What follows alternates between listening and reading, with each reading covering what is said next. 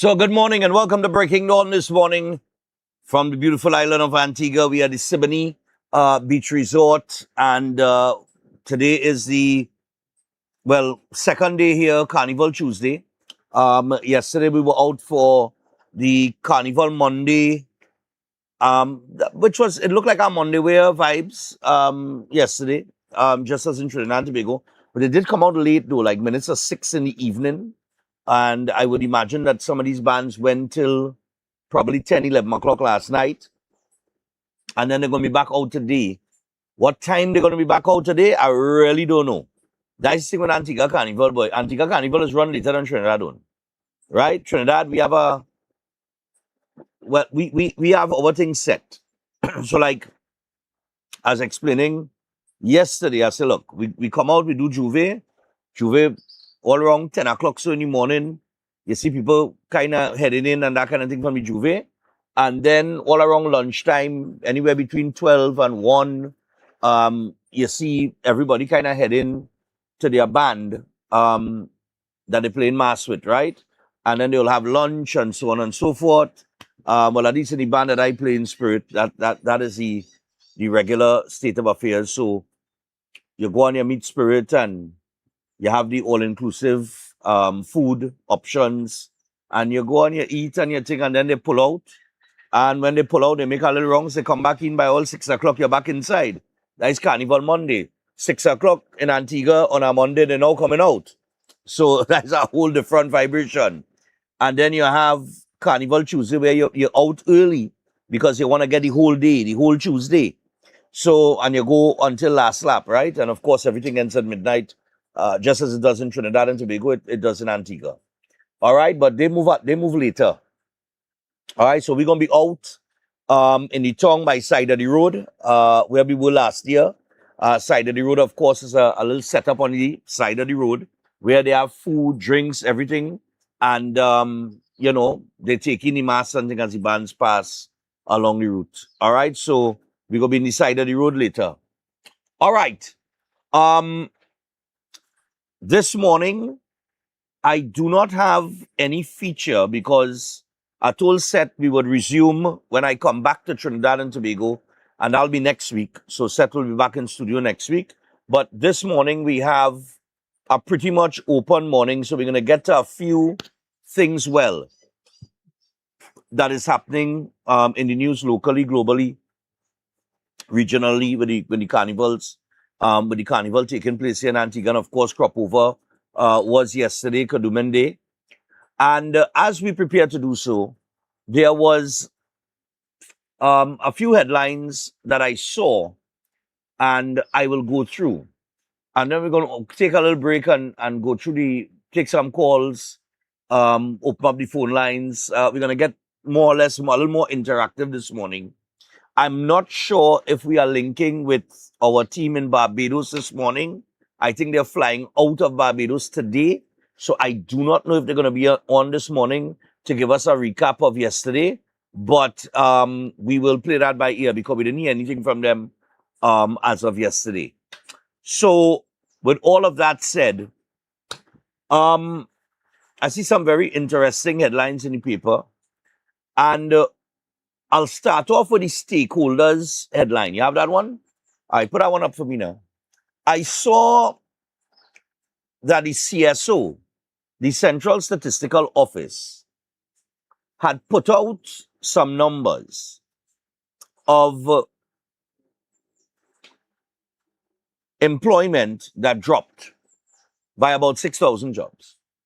So as a follow-up to that story, I see that the trade unions and economists are sounding the alarm over Trinidad and Tobago's employment outlook after official data showed nearly 6,000 jobs disappeared in the first 3 months of 2026, warning that the impact stretches far beyond the labor market and into households, businesses, and the wider economy.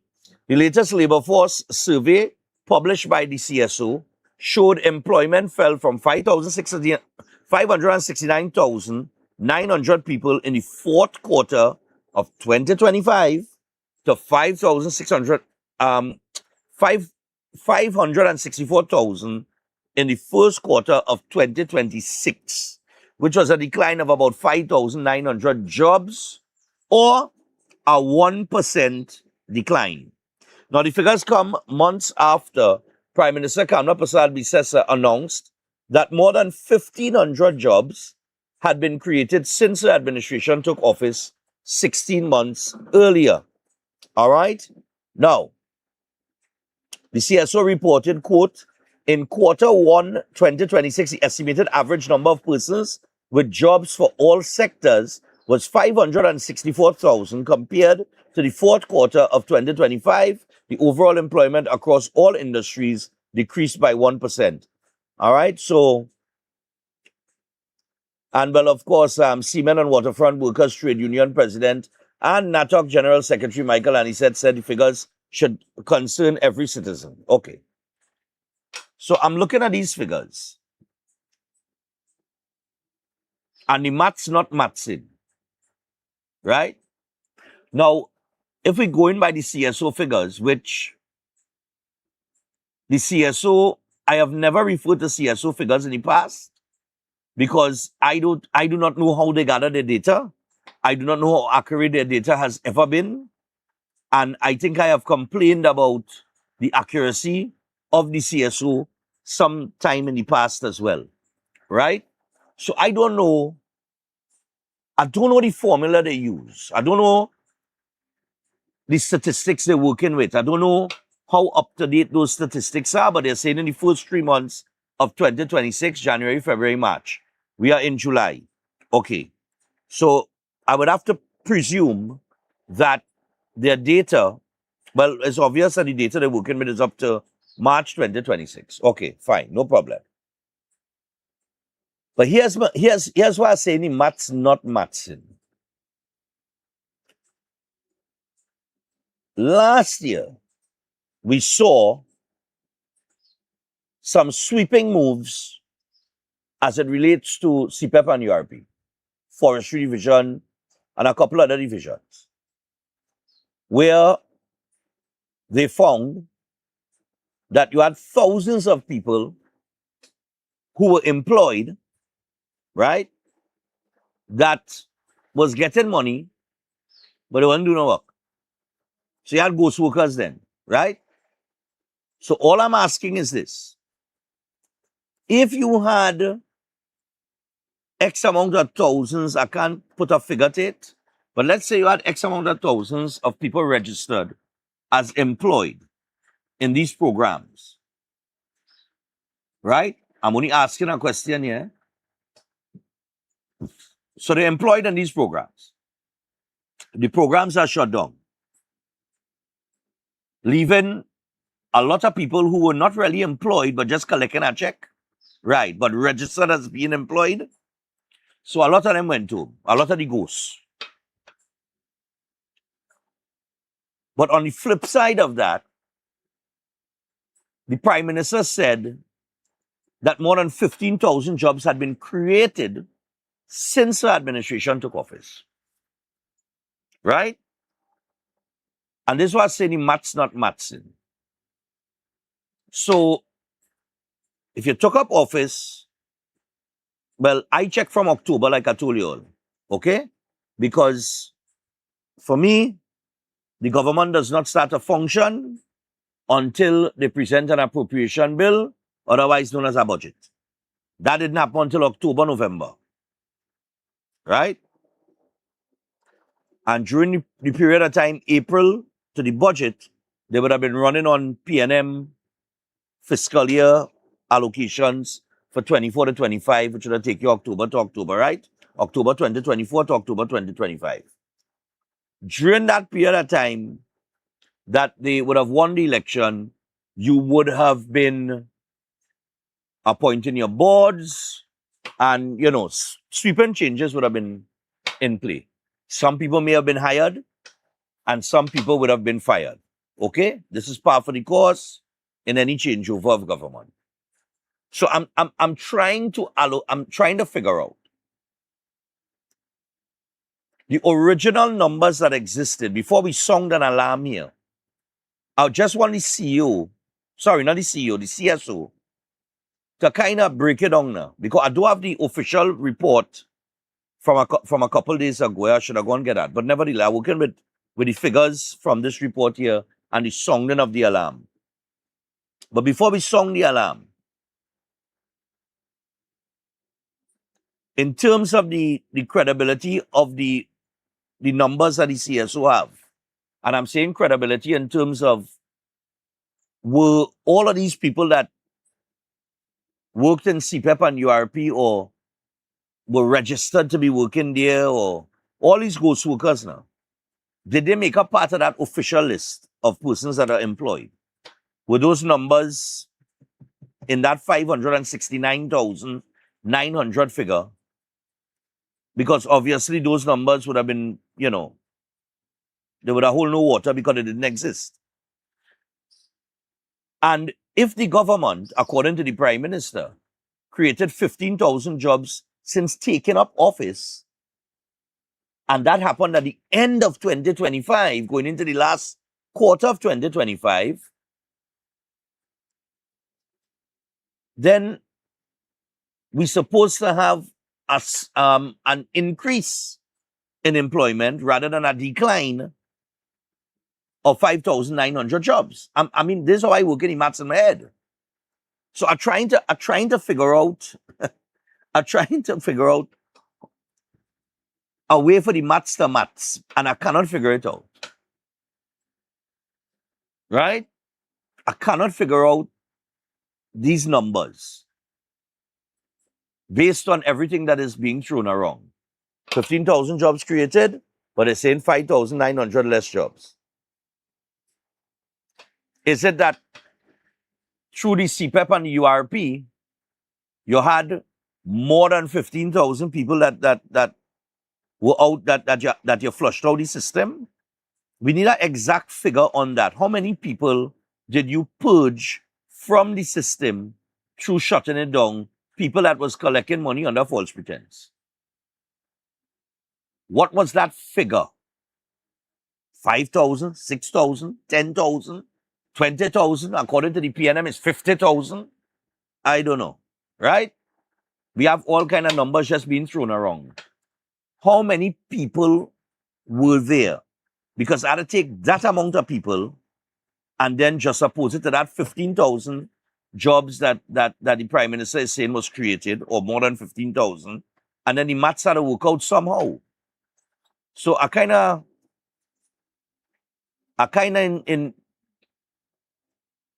two-way on this, because numbers always tell a story. They never lie, and they always tell a story. Numbers, but these numbers, something just not adding up in the whole mix here. All right, but I see that's the stakeholders warning the economy is under strain and sounding the alarm. With 15 minutes past the hour, 6 o'clock.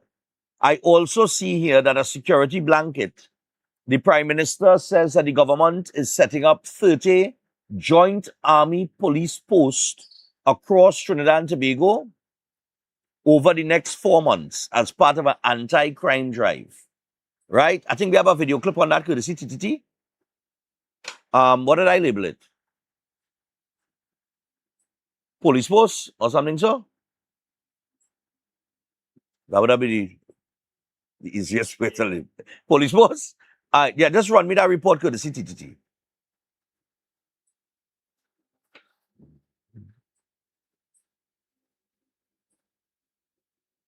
The establishment of 30 joint army police posts in communities across the country in the upcoming 4 months.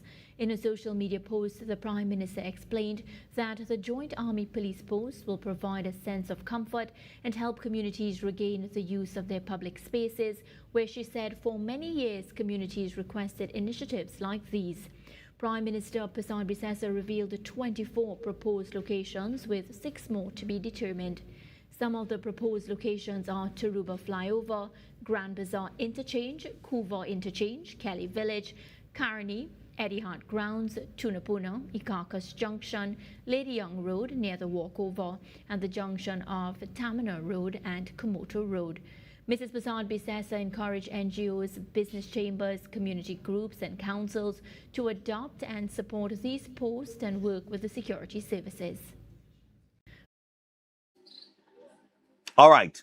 So there are 30 planned posts. 24 locations have already been identified across the country. They will include the Taruba flyover, Grand Bazaar interchange, the Couva interchange, Williamsville Junction, Guayari next to Indian Bay, the junction of Rochard Road and Pinal Rock Road, the junction of Rochard, Douglas Road and Komuto Road next to the Cricket Ground, the intersection of the Southern Main Road, Laramine and South Trunk Road Highway, which is adjacent to Paria Suites, the junction of Todd's Road and Caparo Valley Road near Todd's Road Recreation Ground, the junction of Tamana Road and Komuto Road, Kelly Village, Karani, Demerara Road, Churchill Roosevelt Highway, area between Arangwes Main Road, Johnny King Road and Bridge Road, the Etihad Grounds and in Tunapuna, a second site to be determined in Tunapuna, Ikakas Junction, a location along Toko Main Road, Carson Field, Felicity Chagonas, the Lady Young Road near the walkover, Akono Road in St. Joseph, Malgratu Junction in Princestown, which is opposite the Wassa Booster Station, Golconda Interchange, and the Torib Road in Tabakit. Now, those are the 24 that they named. All right? There will be 6 more that have to be named, right? Now, I have seen a couple comments on this. I must say, I was following a little conversation on social media, everybody in the comments, right? Some people are welcoming it,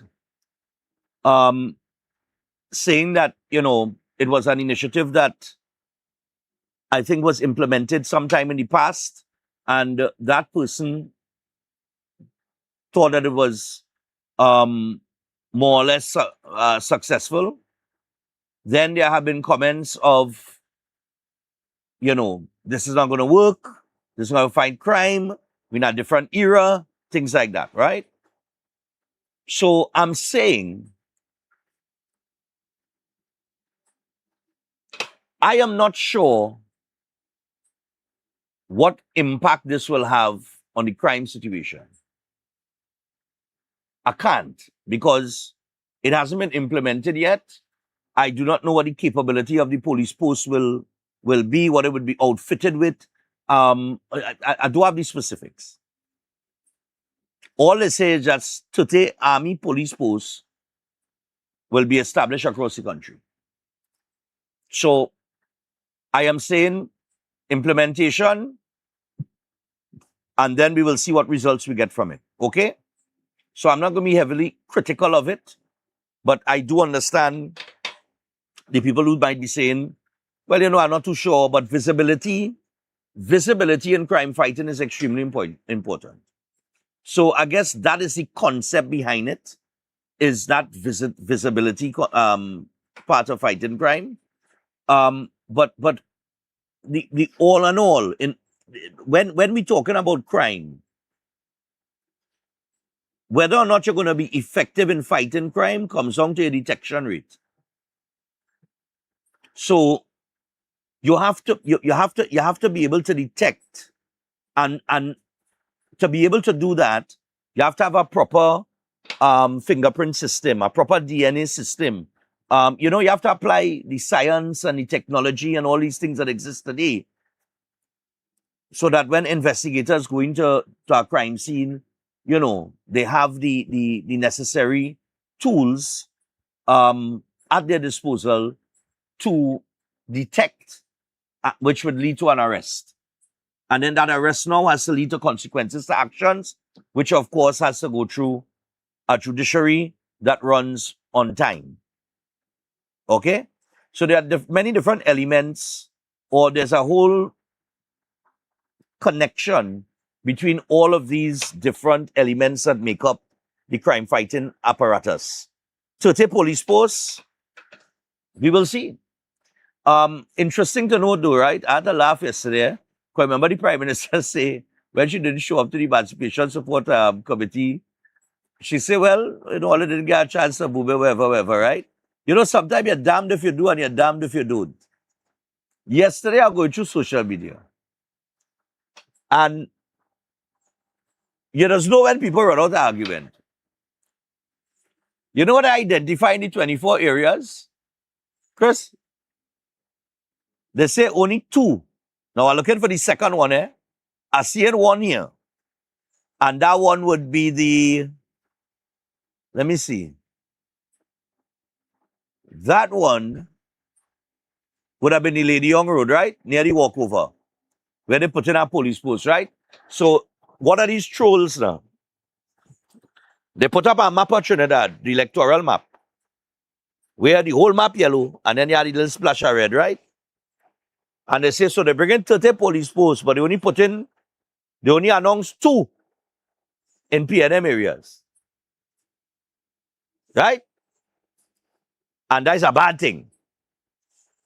So you see, you're damned if you do and you're damned if you don't. If they had named every single PNM constituency and say we put in a police post there, you know what the narrative would have been? The narrative would have been, look, they're trying to look all the down and oppress all here. You understand what I'm saying? That would have been the narrative. And why all them police posts? Why all the PNM area that put? That would have been the, and this is why I just say that, sometimes when the Prime Minister say things, you have to take it with a little pinch of salt too, eh? But while you have to take it with a little pinch of salt, you have to give it a little credibility too, because she know if she come into Port of Spain with all the little tensions and things, what might occur. But that is the whole thing. You're damned if you do and you're damned if you don't. And Keith Rowley would have gone through that as well. Because to his credit, he would have said certain things that would have come across as insulting, harsh, and things of that nature.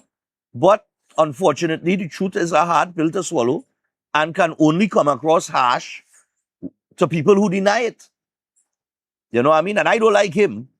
But there were some statements that he made. You understand? That you really had to say, well, maybe he was right, and maybe he was right to say the way that he said it as well. You understand?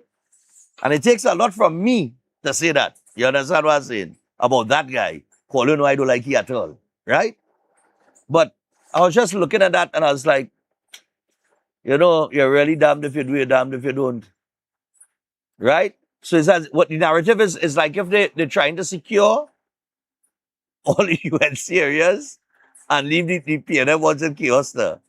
But like I say, it have 6 more to be named, you might get your wish, right? And when you get your wish, and the next 6, let me say the next 6 is all PNM constituencies.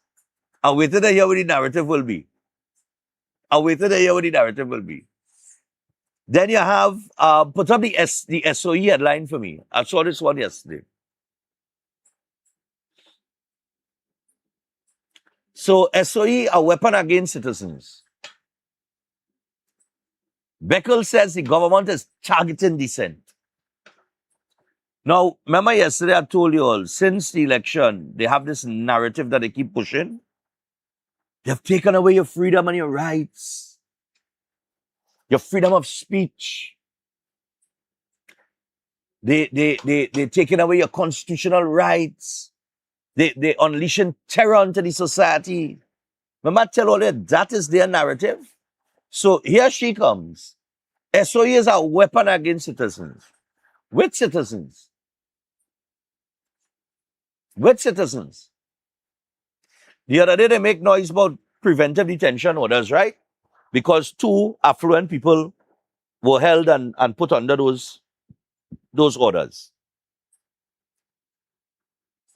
After their release, I saw that the opposition, I think it's Bodo or one of them, another, irrelevant person, but he jump out and say, you have 490 something people on PDOs. So they knew that after, right? They didn't know that before. Before the affluent were held under PDOs, they didn't know that. They knew it after that, so they come to give it the numbers after. So I just want to say this, right? I do not know personally any law-abiding citizen that has a problem to any great extent with the state of emergency. I personally do not know anybody, right? And I know a lot of apolitical people. You know, there are no bias per se towards any political party, and they have no problem with it. But the opposition seems to, and I'll just lay it out like this. We could debate the PDOs and the purpose that they serve, right?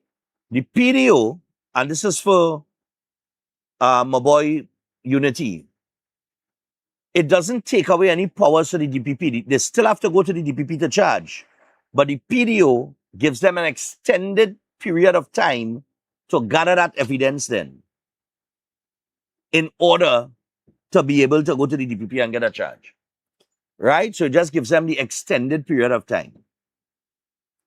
However, to say that it is a weapon against citizens and the targeting dissent and all this nonsense, this rubbish that's coming out from the opposition is quite hilarious. Interesting statistic. And like I say, numbers don't lie and they always tell a story. We had 624 murders at the end of 2024. 599 2023, 577 2022.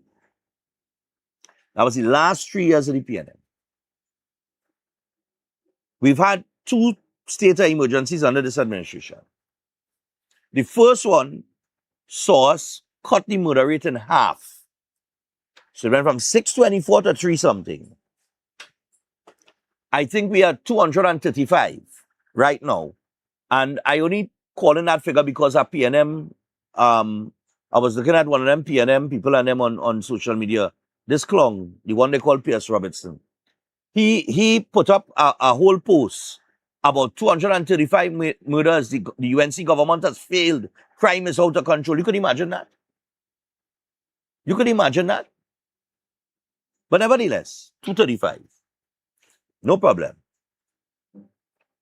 Last I checked, 235 is less than 624. But here's the point I'll make. You have 400 and something people, almost 500 people on PDOs right now, detained. And while they have been inside on those preventive detention orders, your murder rate significantly declined. So you don't think that maybe, just maybe, they might have some of the right people on detention orders and they can't call any shots right now from inside, and that is why your murder rate has slowed? You understand? So I want to believe that maybe they have some of the right people inside. My problem with them is this. If you have them and you know that these guys are involved in huge criminal networks, what is the problem with gathering the evidence to issue a charge and put them before the courts before the SOE ends? Because when the SOE ends in September, they all have to be released. And this is my issue. But if I'm looking at the statistics and I'm looking at the numbers and I'm looking at the trend, I would have to say that they have a lot of the correct people inside on detained, because your murder rate has significantly dropped. What is the final figure at the end of the year? I can't say, we'll see. But it does tell a story. But to say that it is a weapon against citizens, oh God. Mess with that. We take the break. When we come back from the break, we go straight to the phone lines. Don't go anywhere. We'll be back after this.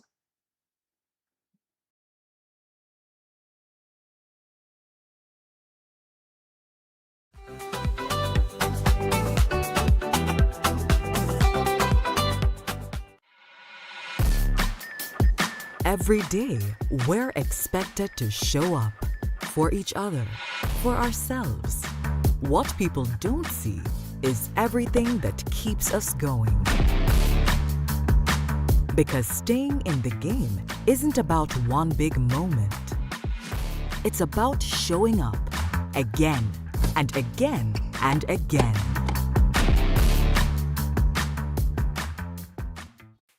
Attention all bakers, doubles vendors, roti makers. Try Chic Lisha high-quality, unbleached, bromate-free, all-purpose and whole wheat flour. Bleached flour and bromate flour is treated with chemicals that can cause cancer, and this is banned in Europe and many other countries. Chic Lisha flour offers a healthier option, being that it's unbleached and bromate-free. It also has a finer grain and a softer texture, lower priced and conveniently packaged in 2 pound, 2 kg, 10 kg and 25 kg bags. Available at groceries and supermarkets.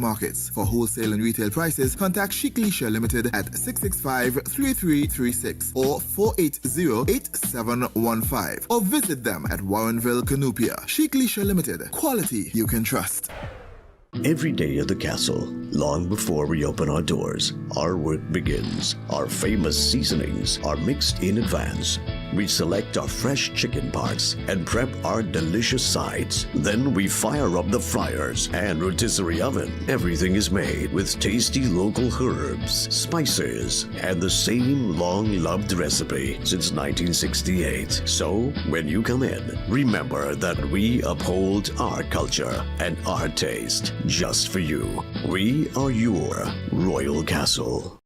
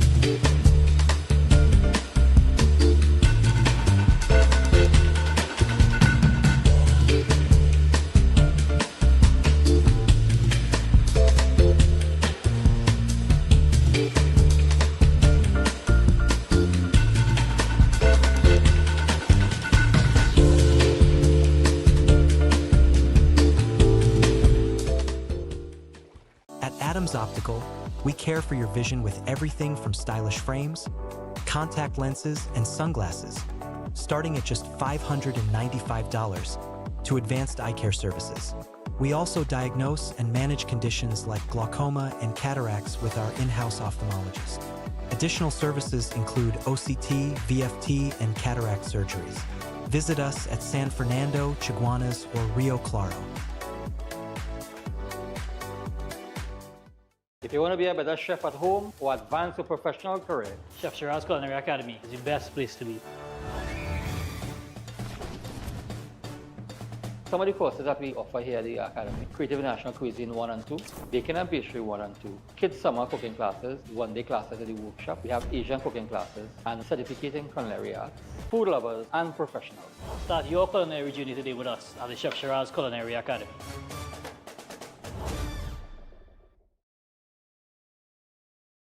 Master Ganesh Bhargav offers powerful guidance for all kinds of life problems, doubts, confusion, protection needs, and clarity. His astrology practice comes from a powerful ancestral tribal lineage with over 500 years of astrological and spiritual practice. Bhargavji does not dominate or pressure clients. Instead, he focuses on fixing problems with care and balance. His reunion love spells and death reversal spells are designed to restore harmony and provide lifetime protection. This is not individual effort alone, but collective spiritual power working for you. Many clients notice strong positive changes within a few sessions. Call +1 868 347 2350. Welcome to Zambrano's Learning Academy. We are more than just a preschool. We are a family-oriented early childhood center where children are loved, nurtured, and inspired to grow. We'd like to think of ourselves as a safe space. From the moment a family joins our community, our hope is that they feel welcomed, safe, secured,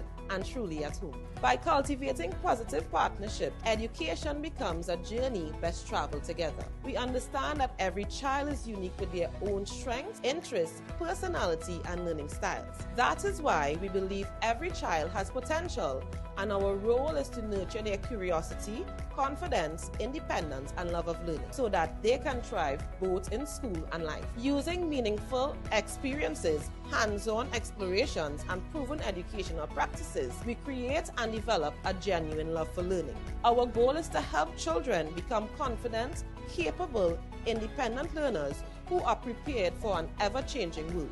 We focus on developing the whole child by supporting not only academic growth, but also social emotional development, problem-solving skills, resilience, and character. Most importantly, we believe that when children feel valued, connected, and understood, they thrive. Enrollment is ongoing at this time. You can contact us at 689-1345. We invite you to experience the warm partnership and sense of belonging at Zambrano's Learning Academy.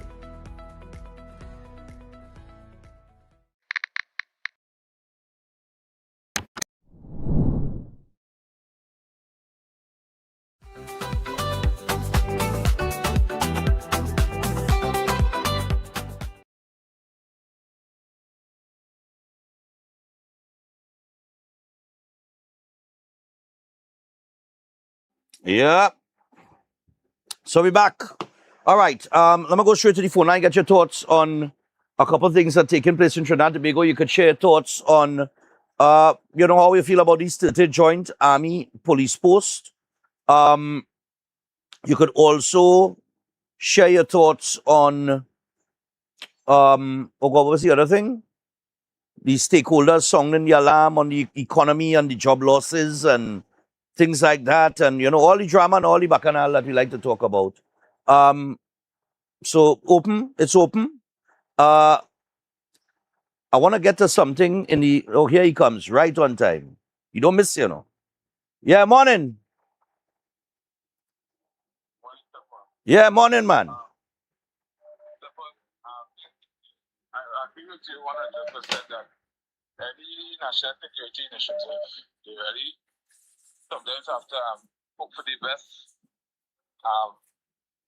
And really, I mean, even though this was tried already, as I mentioned, it was never tried now. And that is an argument that the government wants to make it a valid one. What's interesting is this thing about persons being locked up and the murder rate would have been affected. Well, it's a theory that, okay, the murder rate affected because maybe they have the right persons locked up, right? And that could be true. But the facts are the murder rate has dropped, and the other fact is that people are locked up in prison. Now, the problem one people might have is that these people are not charged. They don't have evidence, and it's very easy to call a state of emergency and lock up people. But that is not policing. Policing is evidence-driven. Policing is detection. Policing is getting the amount of evidence to convict somebody of a crime. And that is a crime plan. How do I get the police service from doing lazy work, which is suggesting to our government to call a state of emergency. And then now the government saying, okay, I will call the state of emergency just to drop the murder rate. But I don't have a plan to move the police service from just locking up people at PDO to taking evidence and charging persons. That is a big problem. And I think internationally, people who know about crime fighting and professionals, they know for a fact that is not a plan. That is just laziness on the two persons who would have, the one who would have suggested it, and the one who say, yes, let's have a, what you call a rolling state of emergency, which could be very detrimental, much like when people abuse antibiotics. After a while, okay, you might get some initial results and say, yes, things working good here. But facts also show that that has a effect in the future that is not good. Especially this particular government here now was crying out about the rights of persons when the government of the PNM government at the time wanted to say to persons, you cannot get bail if I catch you with a illegal firearm 3 times. The first time you have a big fine, the second time a bigger fine, and this particular government argued that if you get catch a 3rd time, you're still entitled to apply for bail. And I'm not too sure. I'm not too sure on that the accuracy of that statement. Well, all you do is just go back and check the parliament channel. I not to do that. I could make a call. Right? Well, again, yeah. So I prefer I can make calls too, but I just go back and look at it because everybody have their take on it, and I prefer to take things firsthand. That's just my take, but that's what I took from it when I have looked at the footage for myself, and that too, in my estimation, nobody who have an illegal firearm and they get catch street. Because right now, as it is, people getting, if the police go and hold somebody now, and you could ask them that too, with a firearm and this and that, Stephan, people out in no time at all, and they get caught with a firearm 5, 6, 10 times. And I remember, anyway, I don't want to aggravate some of your callers because I really sorry that I just aggravate them. I appreciate that they continue to take my call. I lost my bet as yet. Yeah, you know. So Okay. thanks again. Yeah, man, no problem. But I will get that corrected for you. Right? Maybe he will get in, maybe he won't. But big, if you're watching the program, call me now because I ain't too sure about the accuracy of that statement, and I know you were part of that debate. Hello, good morning. Morning. Yes, sir. Go ahead. Crime has been out of hand for a long time. It has been reduced by almost 50%. And people complaining. They are alive so they could talk. But who knows if nothing was done in the mind. They may not have been able to speak. But it's coming down. And the government, everybody told they have no anti-crime plan. All nations have one. That's why we have police service, judiciary, and all sorts of things, lawyers and human rights. That's a crime plan in itself, anti-crime plan. So now, if that now, people are now finding loopholes in the law and being able to come out, they're doing things a little differently. And change comes a little hard. And along the way now, they're bringing the police nearer to you now. And nearer to you now in the areas that the crime is not so high so to prevent what happening. My only issue with that is they have not published a number to call so that if there's an emergency, if they would respond from that place to where you are. We yet to understand the workings of that. But that in itself is something we have to wait and see, as you say. And as it unfolds, we'll be able to criticize it when we see it in operation. But we want the police out on the streets, and we want them closer to we in order to protect us. And that's the job. All right, I want to comment on the little interracial thing that they had. When Carrie Marcel had made his remarks, they didn't come out and apologize. They defend that. So when that finished now, these Hadids and them now made their remarks also. And to put about it in the prime side, they didn't come out and condemn that. Instead, their lawyers were out defending them. And then with Miss Michelle Benjamin, they're talking about Indian thing mixing with that is emancipation, the African emancipation day. Did Michelle Benjamin have one Indian wear? Was she doing an Indian dance? Well, they were actually no. Well, the Indian performances on African Emancipation Day, it took place at UTT. But UTT never advertised. UTT did advertise it as a cultural show of both African and Indian culture. Yeah, so that's what they advertised it as. Yeah. I don't know why people were offended because back in 2023, and the footage came out just yesterday, And as a reminder, and there was a whole article on it, back in 2023 on Indian Arrival Day, UTT had a function to commemorate Indian Arrival Day, and they had African drums. And nobody make a row about that? No, it's pure political as I'm seeing it here, because the PNM has lost their way. And they attacked Michelle Benjamin for being an African and bringing African things and promising things. And they was waiting for the Prime Minister to push. And the only reason to do Michelle Benjamin is because she belongs to the UNC. She belongs to the Indian Party. And that is where the problem lies. But set that aside. So if I'm in solidarity with anybody or anything, I need to go now and put on the garb and dance, Jekena dance and Charala. People celebrate Christmas in many ways.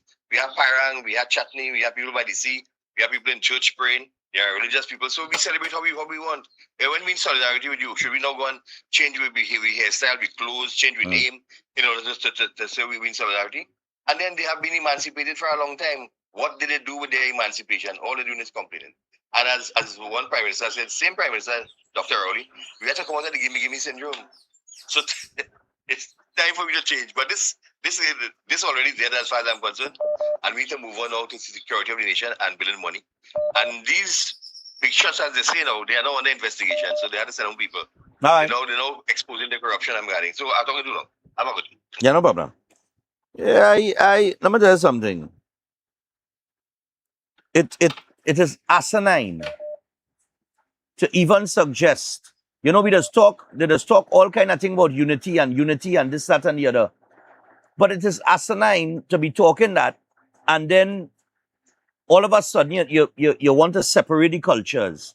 This culture mustn't be involved in this, and these people mustn't be involved in that, and they, I don't understand that. How you could preach unity and then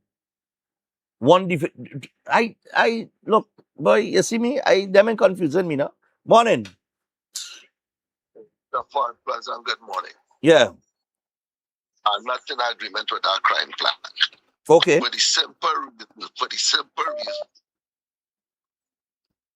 they're having a crime plan, and they're also telling the criminal elements the locations to stay away from. Nothing good. We have 10 police division. Right? Bring out defense force, as we always say. Have a joint patrol, and we need the men who they put in the location to patrol. We want to see them. We don't want no people static and they can't get down to them. All right. You understand what I'm saying?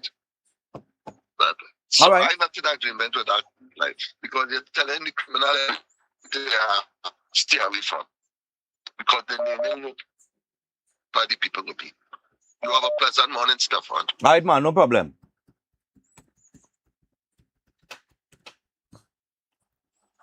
Big like he sleeping. I'll see if I get him during the break. Hello, good morning.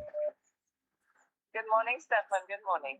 You have to find a way to get your callers to stay 2 minutes and get off, Well, yeah. Morning. Trying to get. Yeah. Anyway, the lady, I just wanted to say two things. Everybody was concerned about the 1% people saying what they said about what they said, but nobody seemed to have a problem with what was said and what should be done. Nobody seemed to have a problem with that. What I wanted to get to, I want to keep on topic.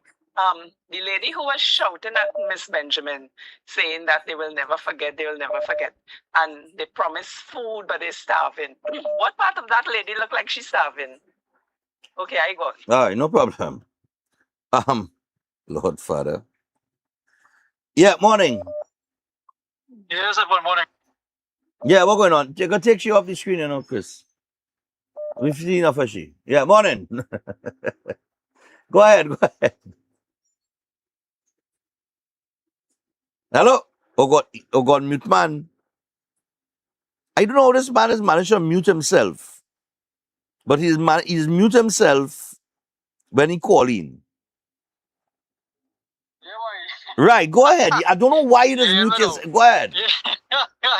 I try to multitask while I'm doing this anyway. It's a mute the TV and not the phone. Go ahead.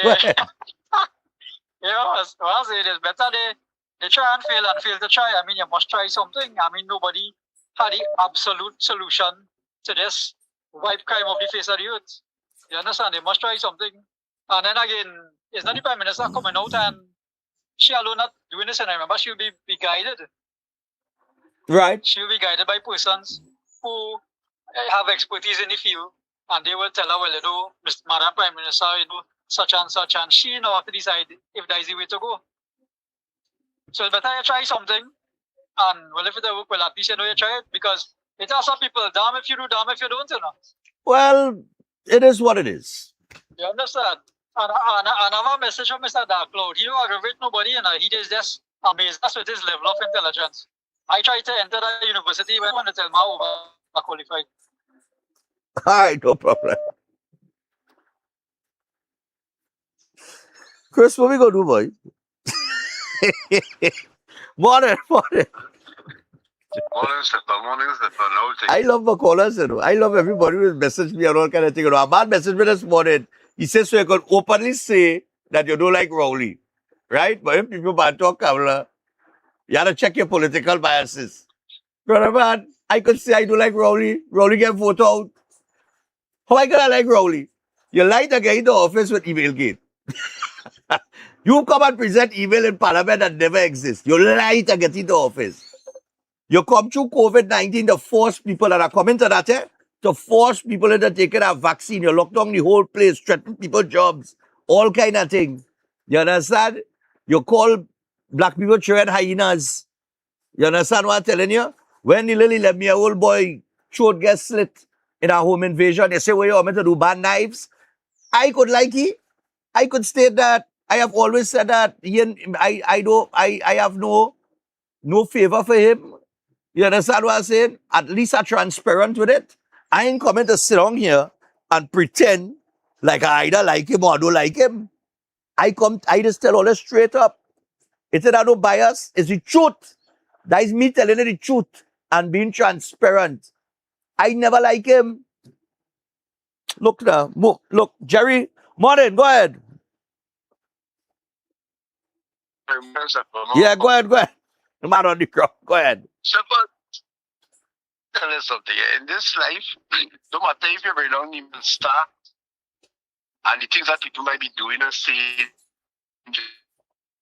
when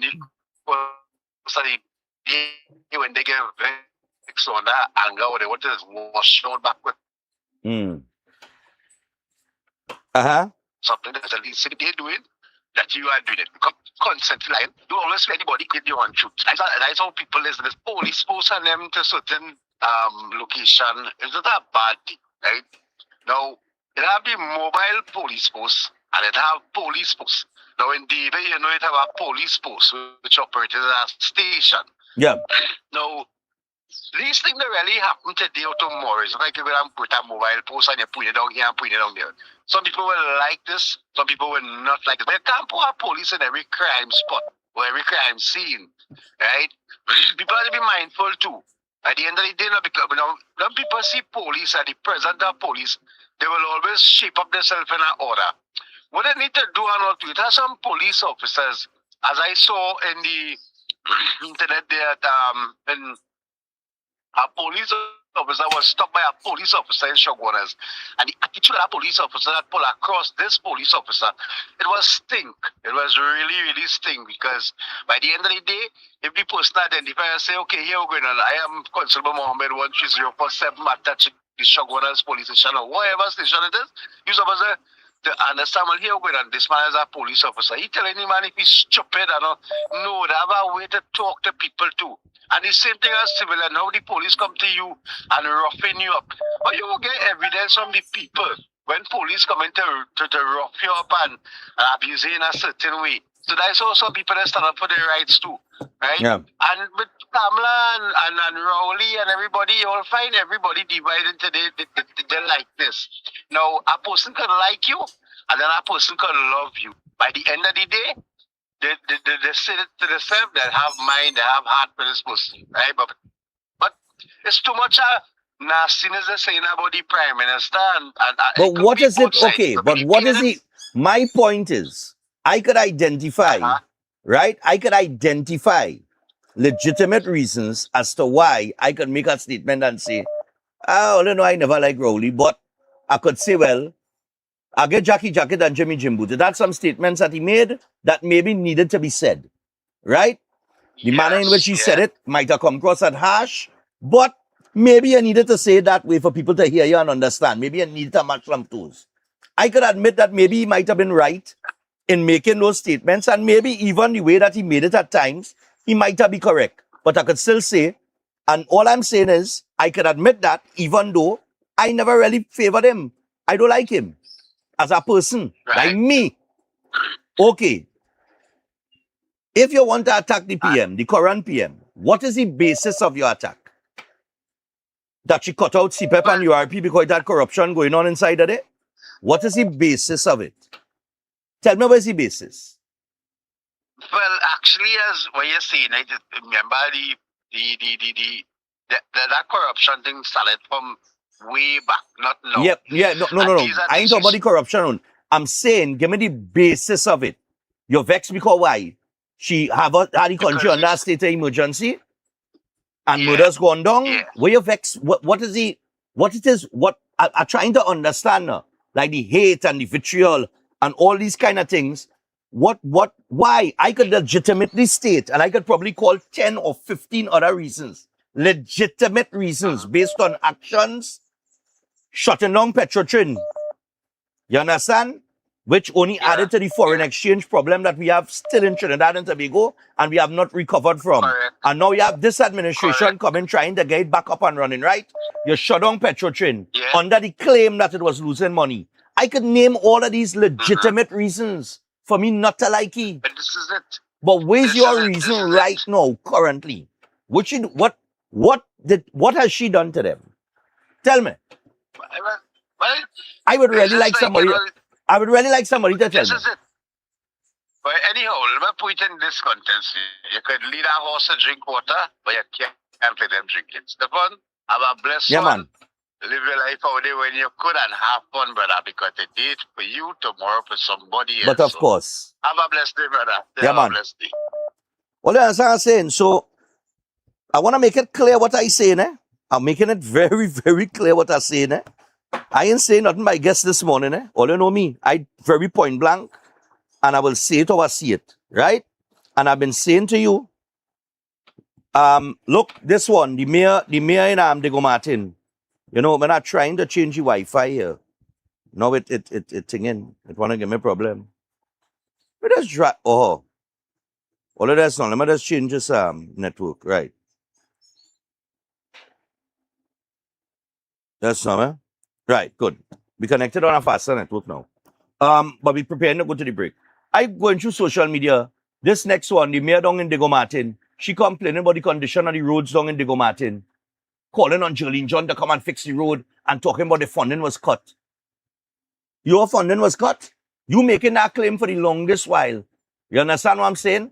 And I'm asking, I had to make a call. I'm going to get those numbers of the distribution of funds from the local government arms, right?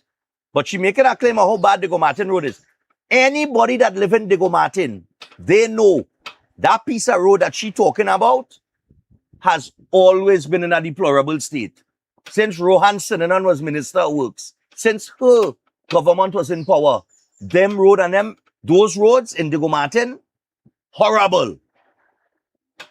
Has always been in a deplorable state. She never jump out and do a video and say, Simon Ninaberger, come down and fix the road now. Call Rohan Sinanan. We need to fix the road. You never do that. But you're coming to do it now.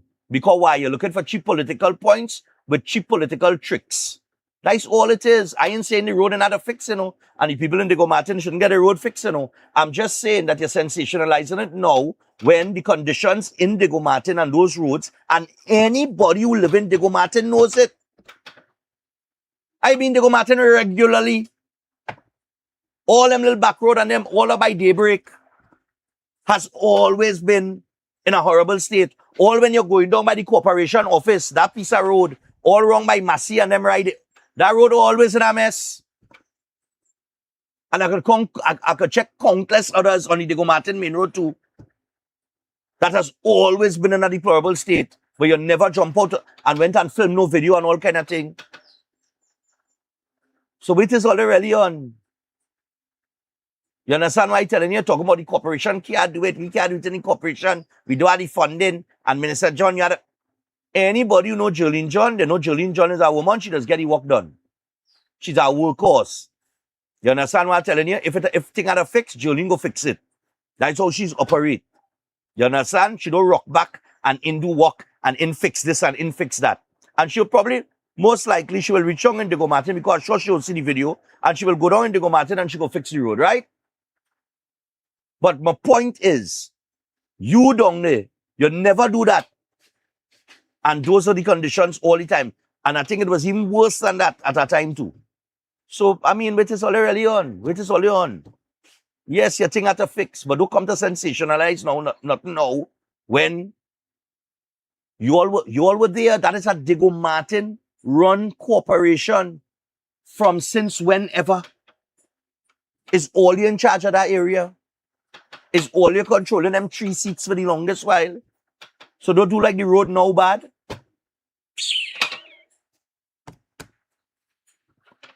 Boy. And that's the little games I'm telling all you about. That's the little games. That's the little games. And while she talking, a man passing the car and say, we fed up a Kamala and them anti-racist party. You understand?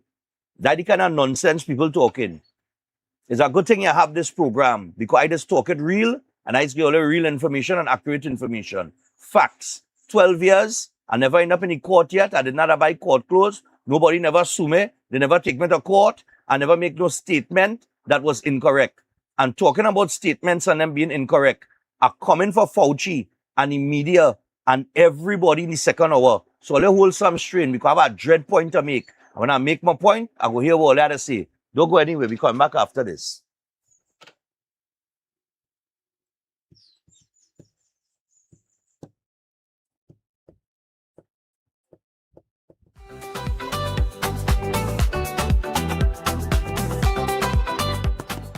Air conditioning problems? Then look no further. A&K Air Conditioning Supplies offers you an easy solution for all your automotive, commercial, and domestic air conditioning needs. With 2 convenient locations to serve you, A&K Air Conditioning Supplies offers you an extensive range of parts and services, including pressure test kits, refrigerator parts, front and rear evaporators for maxi taxis. They also cater for both foreign and local automobile models like Kia, Hyundai, Honda, Nissan, and more. So pay them a visit today at either of their 2 locations. Number 36 Alfonso Street, Sangre Grande. Phone 784-2707 or 386-5700. And number 133 Corner Roland Street and Bonaventure Main Road, Gasparillo. Phone 312-2245 or 782-9720. When Kamala come and welcome to Antigua. Them people have no behavior, they have no behavior. Welcome to Antigua. Clear out how you know it's danger, how you know it's danger. When it comes to massive deadly.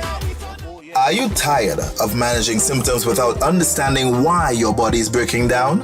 Setwayo's Holistic Health Clinic provides consultation and re-education sessions followed by nutritional therapy programs designed to address the root causes of chronic disease. The clinic works with clients in Trinidad and Tobago and internationally, helping people rebuild the body through correct nutrition, not drugs, supplements, herbs, detoxes, injections, or quick fixes. Setwayo is also the author of You Are Not Sick, You Are Malnourished, a powerful health book that has been the top-selling book on consignment at RIK bookstores nationwide every month since entering the stores. If you're struggling with cancer, diabetes, high blood pressure, obesity, autoimmune issues, fertility challenges, digestive problems, or other chronic condition, book a consultation and re-education session today. Purchase the book at RIK bookstores nationwide, Nelson's Bookstore in Tobago, Amazon, or Gumroad. Visit setwayoclinic.com or call or WhatsApp 279-3935 or 761-1952. Setwayo's Holistic Health Clinic, rebuilding the body, reversing disease through nutritional therapy. Big sale event. Salinas and Sebastian, graduation, prom, weddings, Father's Day, or just stepping into your next big moment, we've got you covered. Because Salinas and Sebastian's, it's more than a suit. It's the perfect fit when it matters most. From the boardroom to date night, look sharp, feel confident, and show up ready. And because value matters, now is the time to dress best for less. Enjoy 25 to 35% off special suits and create a look that's uniquely yours. Complete the look. 35% off dress shirts, up to 50% off selected dress shoes with any formal purchase. Sneakers, buy one, get one free, or buy one and get one half price. Ladies, 25% off selected dress shoes for your special moments. Dress for the moments that matters most. Salinas and Sebastian's, located at Gulf City Mall, upper level. WhatsApp 715-9533.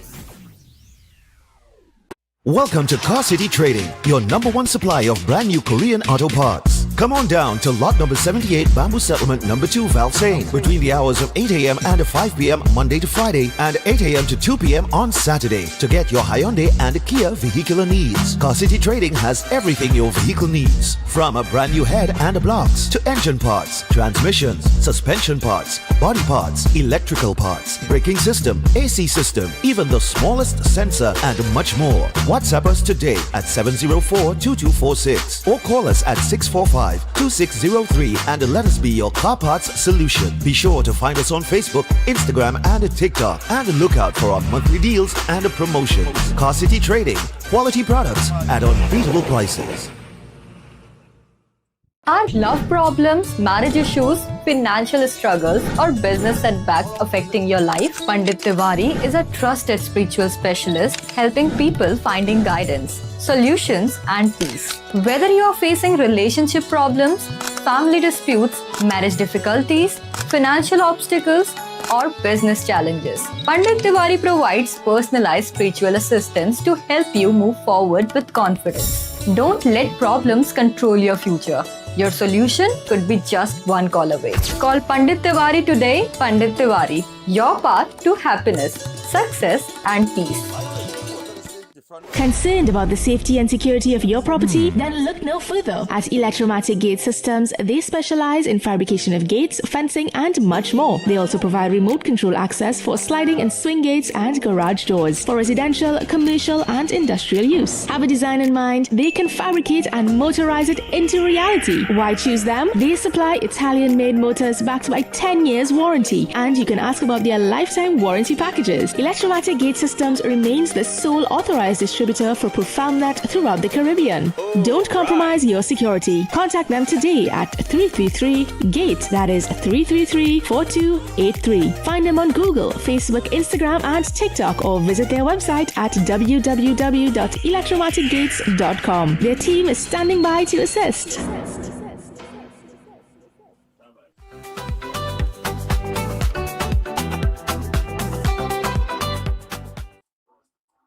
All right, so we're back. So we're 10 minutes past your 7 o'clock. So I want to get through this segment very quickly. I want to make a point this morning on this beautiful island, Siboney Beach Club. We want to thank the fine folks at Siboney Beach Club, of course, Antigua Festivals Committee, Tourism, for hosting us again.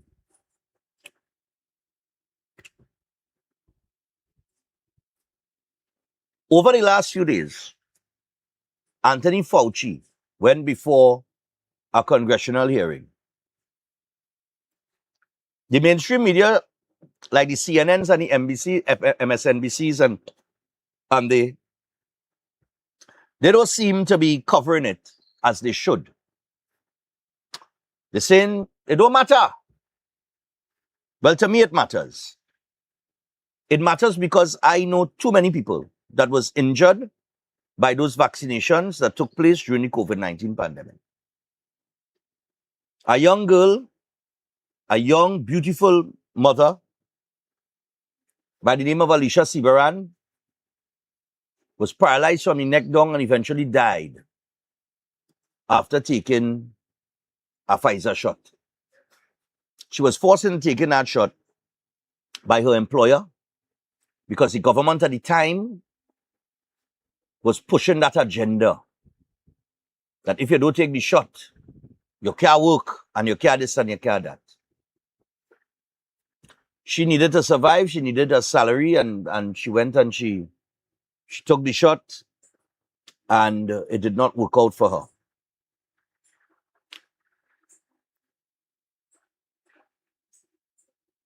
There are a lot of people who claim to do this job to the best that they could do it, right? Or as best as they could. There are a lot of people who claim to be honest. They claim that they tell you the truth. And they have your best interests at heart. And they could make their claims. That is all well and good. But I remember during that period of time, I put my job on the line, you know. I couldn't be sitting down here today. You know. I could have been fired. Right? I was the only person on television in Trinidad and Tobago during that period of time that was pushing back and fighting back. That is how I met Seth Wayola board. That is how I met Dr. Rajiv Siriram and others, right? And during my pushback and fight back, I took some serious knocks, some serious insults from a lot of people, right? Even within your own family, they was watching me funny, right? They say I'm mad. I ain't know what I'm saying. Good? They say I put people's life at risk. I take all of that. I did my own research and I gave you the truth. Because when things don't make sense, when science don't make sense, you question it. And there was a period in time there during that pandemic that people weren't answering questions because fear-mongering was the order of the day, and that was the agenda. So I'm going to run you a 3-minute, 25-second clip as a reminder. Because Anthony Fauci sat before a congressional hearing just a few days ago and pleaded the fifth over 100 times. It was so ridiculous that some of the congressmen or you know, they say, what date is it today? Based on the advice of counsel, I plead the fifth. He wouldn't even answer that. That's how ridiculous it got. Because the information is out there. He claimed there was no cure. And when people were talking about hydroxychloroquine, including the then President of the United States, Donald Trump, who's now the president now, remember when he tell all about hydroxychloroquine and people say he's a madman and he's trying to kill people? And I went and researched it and I came on television and I say, but hydroxychloroquine, people has used that for malaria and for lupus is a safe drug. It's around for decades. Why and the media spin it and say if you take that, it could kill you and all kind of thing. They said the same about ivermectin. When we was telling people to use hydroxychloroquine with azithromycin, they say you're mad. They say don't use them thing. That will kill you. I want to remind people that that is the same media that all you listen to today and give credibility to. But I want to remind you that this was them then. Play the clip for me.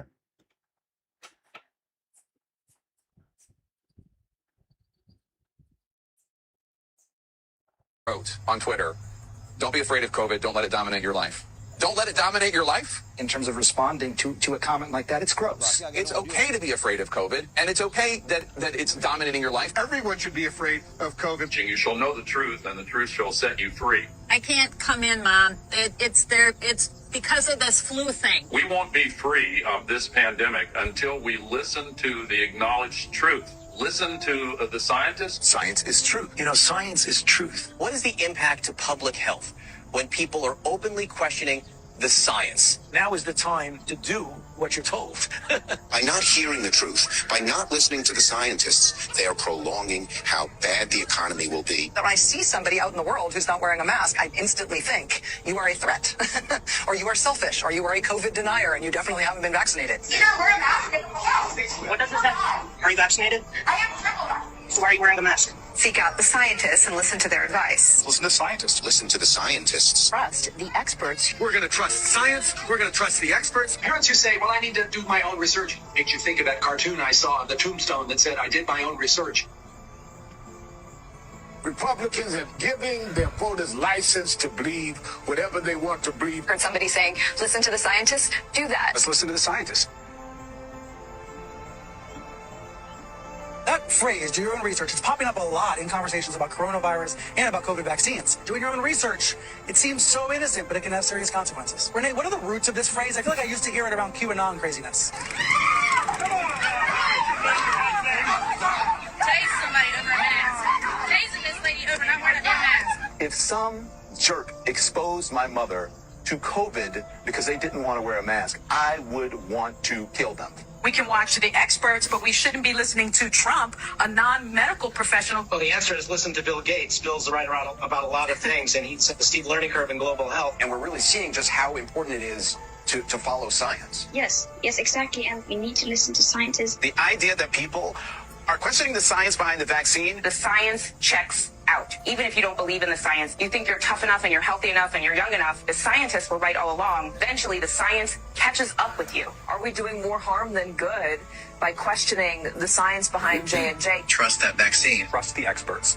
Listen to the medical experts. Trust the experts. If you don't understand the science, you don't know what you're fighting. Just let the experts speak. So maybe you should just shut up right now. You don't want to take advice from your golf buddy or from your aunt. You want to listen to the scientists. And we all stop saying, I need to do my own research. You see the ultimate effects of what happens when you don't listen to the scientists. This isn't about being scared. This is about scaring us straight. Science, science, and science. Only listen to the scientist. If we follow science, imagine, instead of staying locked up in their rooms, they're able to hug their grandchildren. This isn't about freedom. It's about freedom for your neighbors. You can give each other a hug as long as everyone is fully vaccinated. Listen to the scientists like the rest of us. We have to listen to the scientists. We'll listen to the scientists. Every scientist, every expert, listen to the experts. Listen to the science because the science works. Very much. Yeah.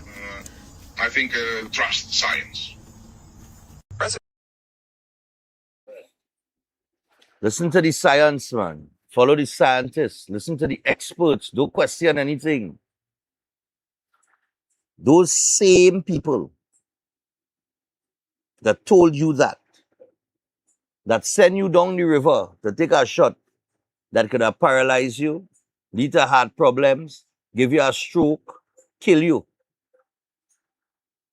How come all of us go back? I'm trying to figure out, like, how let us go back to these people as a source of credibility? A man sit down and tell all you, this is a time, and you heard it in the clip here, this is a time, not a question, this is a time to do what you're told. And I remember doing all my research at the time, and I was like, but what madness it is going on here, boy? It's not adding up. My father had many comorbidities because he had a stroke, he was asthmatic, high blood pressure, diabetes, everything. But the one thing my father always did is he trust his son. He never really, he tell me, my father was a kind of weird guy, you know, in a kind of way, because I remember leaving on mornings and I say, I love you. And he say, I love you too. But I don't think I ever hear my father say, I'm proud of you. And I was wondering why after he passed. And then I realized, you know, my father never really had to tell me that, you know. You just have some things that you don't need words to say it. Because when I reach home in the morning and I carry breakfast, same and thing, and I'm going to take him, the TV blasting and the repeat going on. Right? So, I know my old man, he was extremely proud of not me being on television or being a TV personality, but I think he was very proud of me in that moment in standing up against an agenda.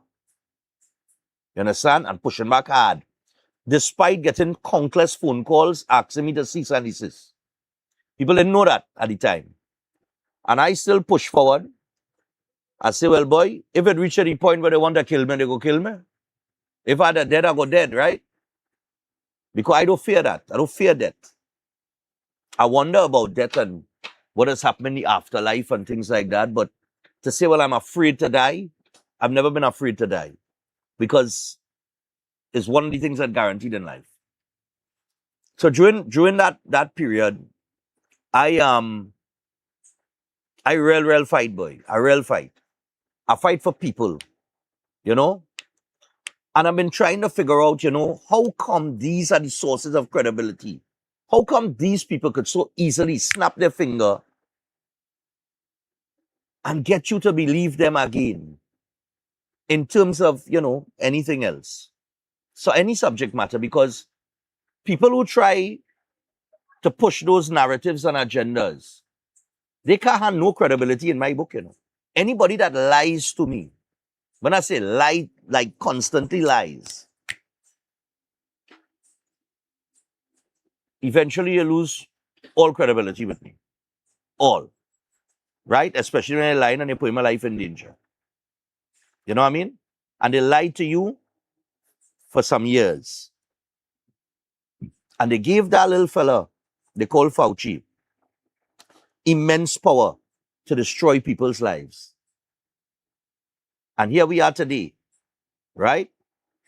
And he can't answer questions now before a congressional hearing, which those same networks refuse to carry and cover as it should be of great importance, but somehow they don't see it as important. Because they know what they did. And pharmaceutical companies that was pushing these vaccines and so on and so forth made huge amounts of money. You see, Fauci sold you a dream that it didn't have no cure. Because if it didn't have a cure, then you have to use a vaccine. In one of those clips, somebody mentioned, listen to Bill Gates. Really? And I remember I was very critical of Bill Gates at the time. And for some reason or the other, Gavin Nicholas used to message me and that kind of thing. I don't know if he still watches the show. It don't matter. But he used to message. And I remember he messaged me and said, be careful, Bill is a great philanthropist. And I remember mine saying, so, he also believes in population control. You understand? Not because somebody's a philanthropist and they do charitable work and they give and you see them helping all over the place. That don't mean there's a good person and they have good intentions. It just means that they have plenty of money.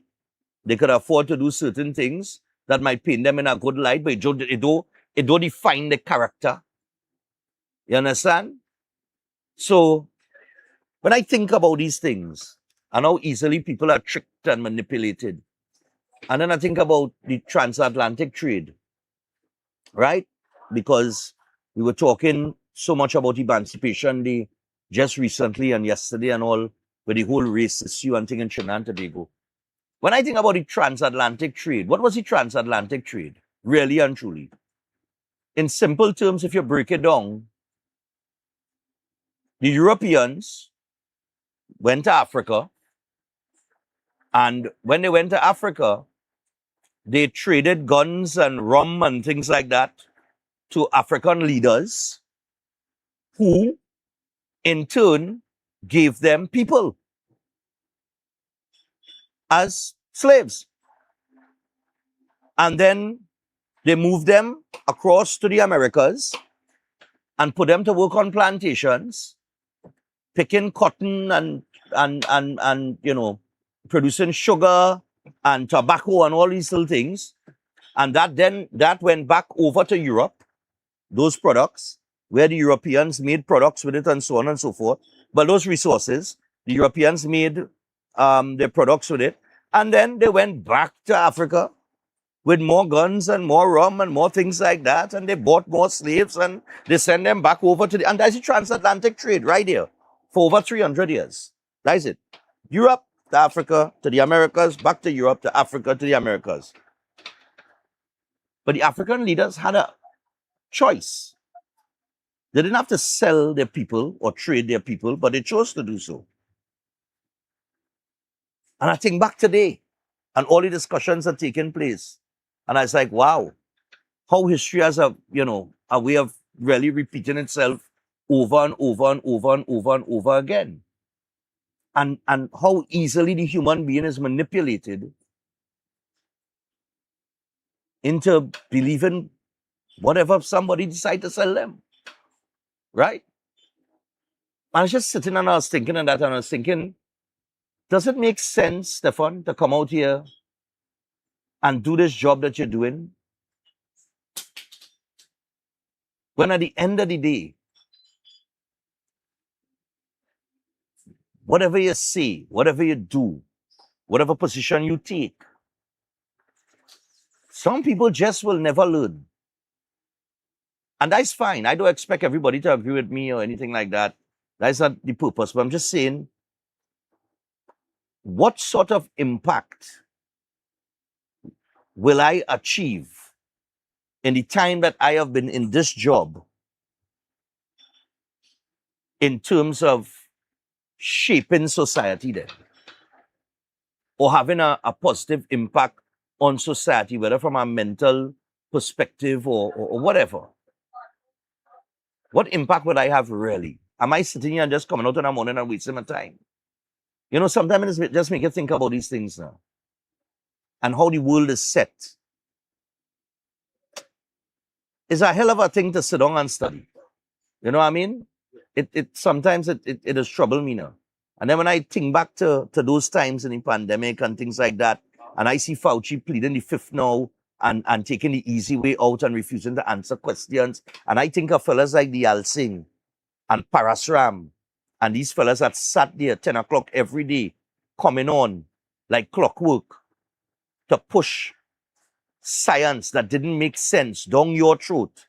And some people, although it didn't make sense, still went out and believed it and followed it. How people has managed to follow things that do make sense is an amazing, amazing accomplishment to me. I just can't figure it out. But look, let me take a few calls. But I just wanted to say that today, all the people that hate on me during that period of time, right? The same way that you could have messaged to cuss me and berate me and tell me that I go kill people and I put people's life in danger, I hope you have the same integrity to message me and apologize. That is all. 327-7400.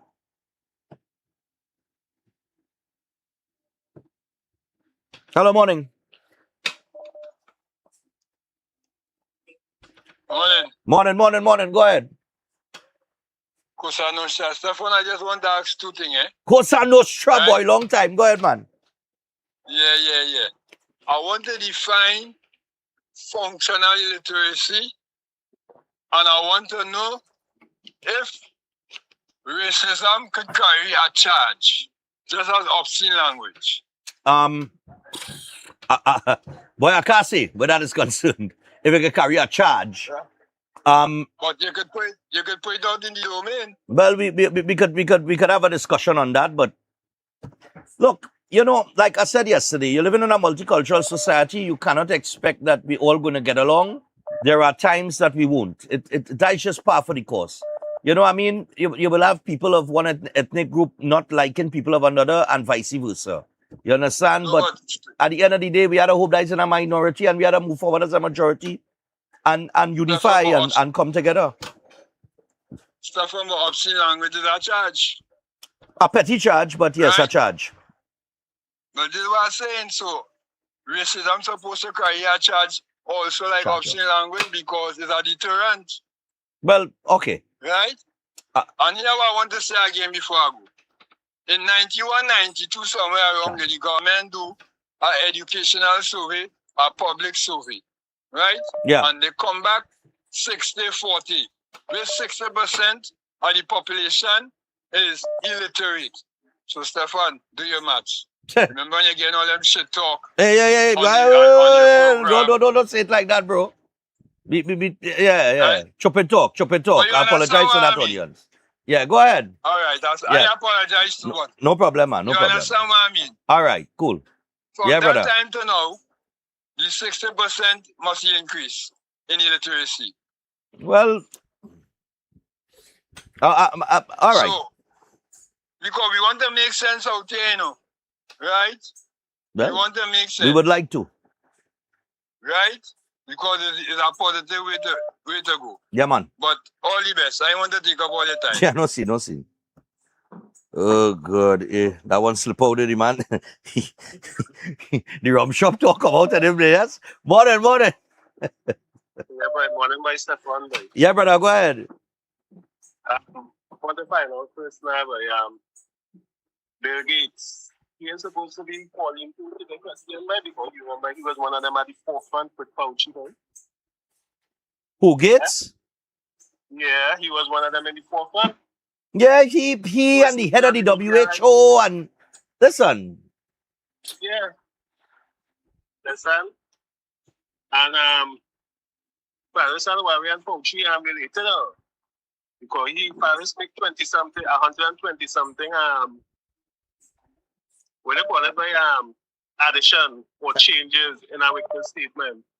And Fauci make 111. 3 times he pleaded fifth. He pleaded fifth 111 times. Yeah, I know, but I didn't get the exact figure, but over 100. That man that sit down there on the advice of counsel, I pleaded fifth. You understand? And when they're talking down here now, and Rowley defending Bill Gates, defending everybody. I wonder where he stands now. Yep. If we could sue them now. Can we sue them now? Can we bring them in front of a tribunal or a panel or something by Stephan Reis and let these people answer a question by? Well, because these people like yeah, go ahead. Because these people they have people thinking for them and they have no sense in their head at all by. All right. It had people like Dr. McCollum and all of them was giving the evidence about the mRNA vaccine and what it does. And these people wasn't listening by. Yep. What they do with all that money they get from the WHO. Yeah. They had to come out and see what to do with it now. You understand, man? But I was really waiting for you to come back in Stephan to talk about this when you started already. Yeah, you man. Understand me? But all right, when you come back. Yeah, my brother. No problem. Yeah, I remember McCollum, Philip Alexander's brother. I think it's Paul. Paul was on my show several times. He spoke about it, about the dangers of those vaccines and so on and so forth. He spoke about the science and all of that. I had him on my program. If you go back to my program during that period of time, the way we had break that down and challenge the system, nobody else was doing that. None of them. They only come late in the dance and started to kind of swing on my side, some of the hosts and them. I get a call from our next media house, the head of the news in our media house, our next media house department, asking me to stop talk about it, and don't say nothing, I get a call, That woman called me, She lucky I call she name this morning. Morning. Asking me to sis and all kind of thing. Yeah, what going on? Yeah, I there, boy. Stephan, enjoy yourself, boy. I am apologizing to you on behalf of all Trinidad and Tobago. I take it upon myself. So all who don't want to apologize is okay. I am saying that in God's will and in His trust and my belief. I know you was always right, and I always know you don't be right because you just go to get things the right way, even in the schools. So you a fella is not a fella who will just come out and say things just so. You just always want to prove your point, and I appreciate that. But I'm going to tell you something happened to me on Emancipation Day, right? That I didn't come out no way, but manna fall from the sky and fall by me. So I had to say my emancipation was good because I get food from heaven. I don't know if other people get that they hold on to emancipation so. And if them get, I could hold on to emancipation because I get. Do you understand what I say, Mr. Stephan? Yeah. Heaven give me food. So my emancipation was good. Thank you, Stephan. Thank you. No problem. Yeah. Yeah, morning. morning, Mr. Stephan. What going on, man? That phone would be behind it, operational from London. I'm not too sure. I never use it, but I'm not too sure. It what? Nah, it's for photos. It's for photos. It's for photos. Photos are feeling so okay, looking cool. Although Mr. Fauci has been pardoned by the former president of the United States, he still decided not to answer nothing. Let's Yeah. give Moise color the carpet in front of him. Correct. He has been pardoned. He cannot be prosecuted. In the videos interrogating him, tell him that. But he still, and I think he working about 6 lawyers too. Yeah. Remember when our opposition leader at the time, the current prime minister now, remember when she stand up on her podium and she tell people to go and get some sun? And they laugh at her? Then I campaign for that. Then I campaign for that to come into the end. And they laughed at her? For that election, yeah. And that is vitamin D. I used to sit down, I know telling Chris, I used to carry my father outside in the yard.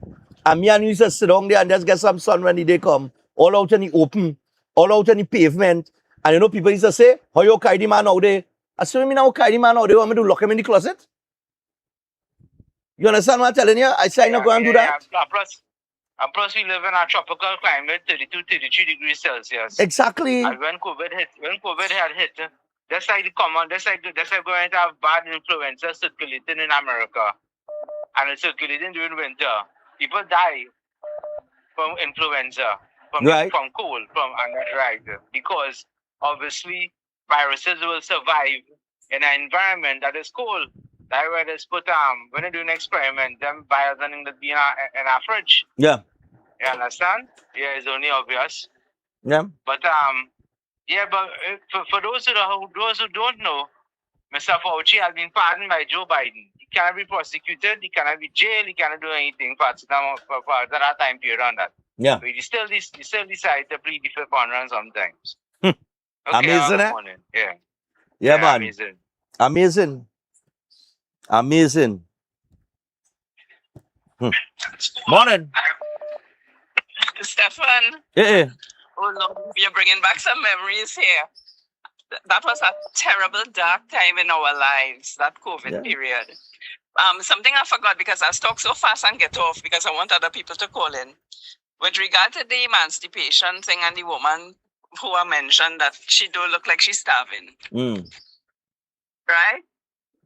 This thing with the Kwame Ture Street.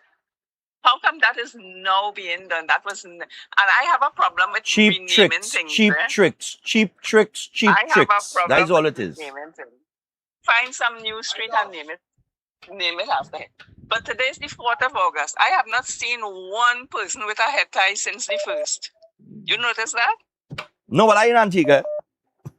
Oh, yeah, but you I forgot. I didn't see anybody. I didn't see anybody in the garb and thing over here because they're in the middle of carnival. They only wear it on the 1st of August here in Trinidad. I don't ever see it after the 1st. I don't see nobody putting on nothing.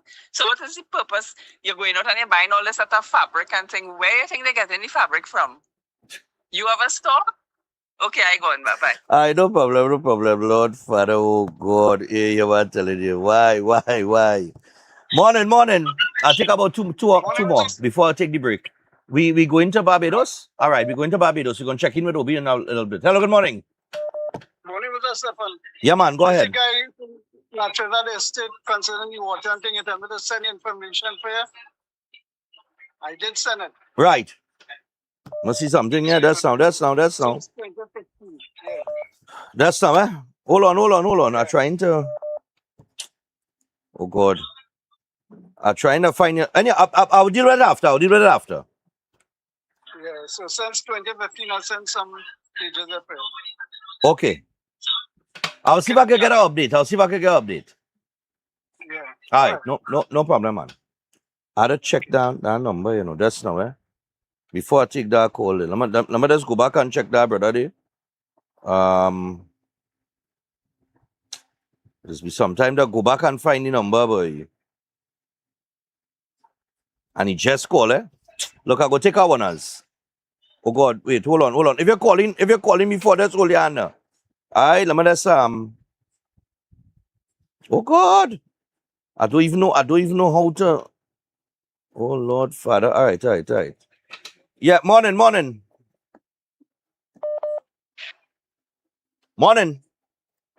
Yeah, myself, like I forget something, but Uh-huh. on the vaccine thing now, but Uh-huh. by chance I can't remember CNC3 or TB6 what going on in the Senate or in the questioning over there. Yeah, the congressional hearing, yeah. Yeah, I might be wrong, but I can't remember seeing them bring it. No. One. Number two, Iceland, I think it was Iceland and Israel. They were one of the first countries that was where the population was vaccinated once, twice, 3 times. Yeah. And another report came out which was saying that natural immunity is better than the vaccine because they was using the vaccine and they wasn't getting no result. Yep. You understand, man? So, Remember they told you to take it, but you could still get it and you could still spread it, eh? yeah. Right? Yeah. Yeah. But that report, like they wasn't taking it from these two countries, but because these two countries, their people was 1, 2, 3 boosted and everything, and nothing was happening. Yeah. You understand, man? I really want our way. We ain't care about paying them everything, but listen to me. Have a swam, Abdul Richard, loudmouth. The next one, yes, Stephan. These people must pay, boy. Yep. These people, they must find a way for these people to pay. Well, interestingly enough, Alicia Sibaran's case will go before the court. They have filed a matter in the court. I will see if I can get Dr. Rajiv Siriram on. Maybe on Friday, I'll talk to him to see, so he could give us a little update on that matter. But they are taking them to court, and I await to see the outcome of that matter. And then hopefully you could open up the door to avalanche of lawsuits, because a lot of people were hurt in that period. And they should, I just really feel for people who went through certain things in that period, but people even know my heart does bleed for them. You dig? But genocide, boy. Yeah, that's what it was. Genocide, boy. You know, that cousin told you, boy. Like Yeah. genocide, boy. Yeah. You understand, boy? I'm sorry to hear that, you know what I mean? But yeah. They will come out in your face and talk. Yeah. You understand? Oh yeah, one more thing. You see this thing with culture and everything that come out in? I feel that. You see what happened here this weekend with the emancipation thing? I feel that was, you know, it's sleight of hand. Uh-huh. You read this going on one hand, but you create something to divert what really happened on the right hand. Yeah, I know about that, yeah. Well, because it has always been that step on. All right, cool. I had to go because I had to go to a break. But all right, yeah. But I don't think the Emancipation Day Bacchanal had anything to do with that. I just think that was political in nature in terms of the politics of Trinidad and Tobago. But as we prepare to go to the break, we'll touch base with Obi and Barbados when we come back. But you know, I'm glad that people remember the fight that I fight, because I fought hard. I was slimmer than this. I was more fit. But you know, and I was younger. I had the energy, and I had to protect my old man. So I had to double and triple check all the information coming out during that period of time. And I went to war. And I will go to war for my people any day. I'll go to war for you. So long as I'm sitting here and I'm breathing and I'm able, I will go to war for you. Because truth matters. You dig? I'll see if I get Dr. Rajiv Siriram on. I'll talk to him. I haven't spoken to him in a little while, but I know that matter with Alicia Sibaran is going before the court, and I really hope that they win that lawsuit. I hope the court really rules in their favor, considering all the information that's coming out now. I really hope so, and I hope it opens the door to an avalanche of lawsuits. You understand? I really hope it does. I hope people get some sort of compensation for the wickedness and the evil that they put on them during that period. We'll take the break, and when we come back from the break, we'll go to Barbados. Or don't go anywhere. We're going to find out how Kaduman went. All right? Nice, man. Stay with us.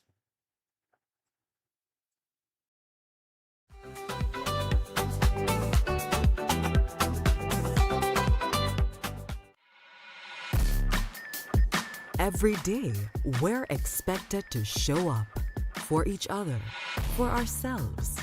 What people don't see is everything that keeps us going. Because staying in the game isn't about one big moment. It's about showing up again and again and again.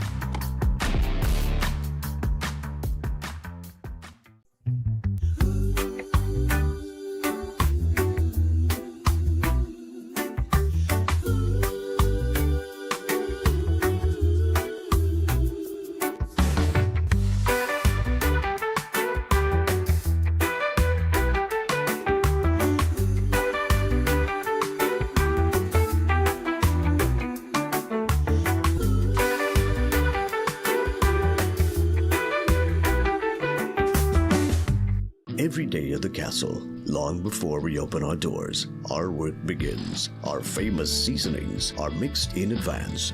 We select our fresh chicken parts and prep our delicious sides. Then we fire up the fryers and rotisserie oven. Everything is made with tasty local herbs, spices, and the same long-loved recipe since 1968. So, when you come in, remember that we uphold our culture and our taste just for you. We are your Royal Castle.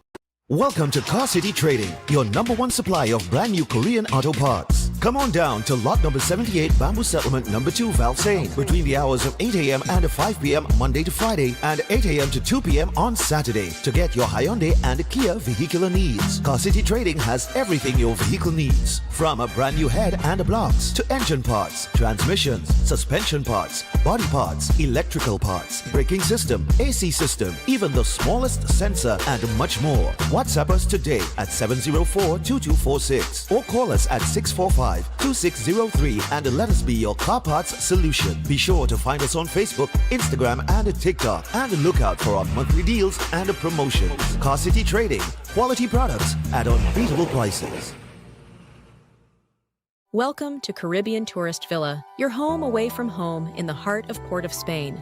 With over 25 years of trusted hospitality, Caribbean Tourist Villa has been a reliable choice for both business professionals and vacationers. Our guest rooms are thoughtfully equipped with all the essentials for a relaxing and productive stay, and our tranquil pool area is perfect for relaxation after a busy day. We've created the ideal space for you to relax, recharge, and enjoy. Give us a call to book your stay today. Master Ganesh Bhargav offers powerful guidance for all kinds of life problems, doubts, confusion, protection needs, and clarity. His astrology practice comes from a powerful ancestral tribal lineage with over 500 years of astrological and spiritual practice. Bhargavji does not dominate or pressure clients. Instead, he focuses on fixing problems with care and balance. His reunion love spells and death reversal spells are designed to restore harmony and provide lifetime protection. This is not individual effort alone, but collective spiritual power working for you. Many clients notice strong positive changes within a few sessions. Call +1 868 347 2350.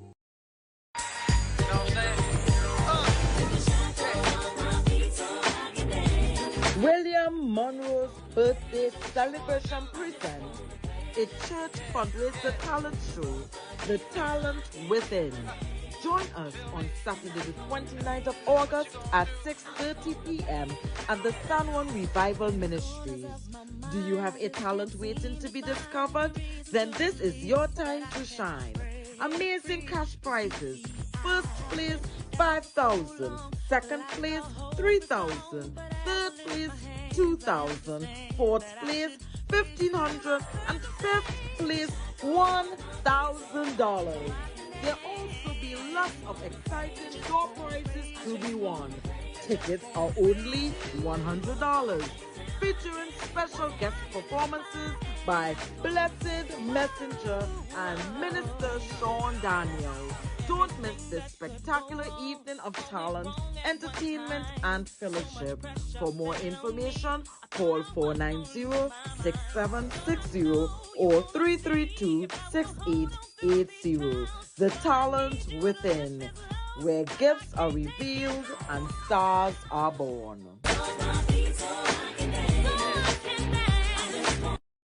Air conditioning problems? Then look no further. A&K Air Conditioning Supplies offers you an easy solution for all your automotive, commercial, and domestic air conditioning needs. With 2 convenient locations to serve you, A&K Air Conditioning Supplies offers you an extensive range of parts and services, including pressure test kits, refrigerator parts, front and rear evaporators for maxi taxis. They also cater for both foreign and local automobile models like Kia, Hyundai, Honda, Nissan, and more. So pay them a visit today at either of their 2 locations. Number 36 Alfonso Street, Sangre Grande. Phone 784-2707 or 386-5700. And number 133 Corner Roland Street and Bonaventure Main Road, Gasparillo. Phone 312-2245 or 782-9720. At Adams Optical, we care for your vision with everything from stylish frames, contact lenses, and sunglasses, starting at just $595, to advanced eye care services. We also diagnose and manage conditions like glaucoma and cataracts with our in-house ophthalmologist. Additional services include OCT, VFT, and cataract surgeries. Visit us at San Fernando, Chaguanas, or Rio Claro. Eden Heights Clinic is one of the most advanced state-of-the-art alternative clinics in the Caribbean. They offer a dynamic combination of life-changing treatments, including prolozone therapy, live blood analysis, halotherapy, limb backing, nutritional programs, colon hydrotherapy, weight loss programs, oxygen baths, and more. Their professional doctors, Drs. Carlos Navarro, Bronwyn Navarro, and Brian Thompson, provide consultation services in areas of diabetes detox programs, arthritis, sports injuries, heart disease, high blood pressure, persons suffering with knee, shoulder, and back pain. At Eden Heights Clinic, they understand that your health is your wealth. Get in touch with them to determine which service is the right choice for you. Visit them at any one of their 3 locations at 13 Montague Avenue, Twin City, at 41 Ramsaran Street, Chaguanas, or give them a call at 640-8985 or 613-7571, or send them a WhatsApp to 493-9196. Eden Heights Clinic is your right choice.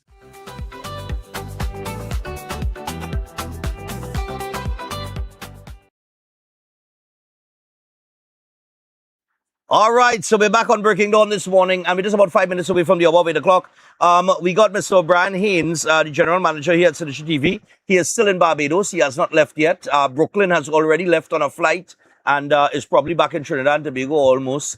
But we have Obi with us, and Obi will give us a little insight into Kadooment Day and what took place yesterday.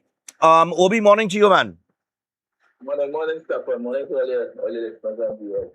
We're in recuperation mode right now. Yesterday was another amazing, and I use that word with reverence, experience at Cropover and the climax at Kadooment in Barbados. It was fantastic.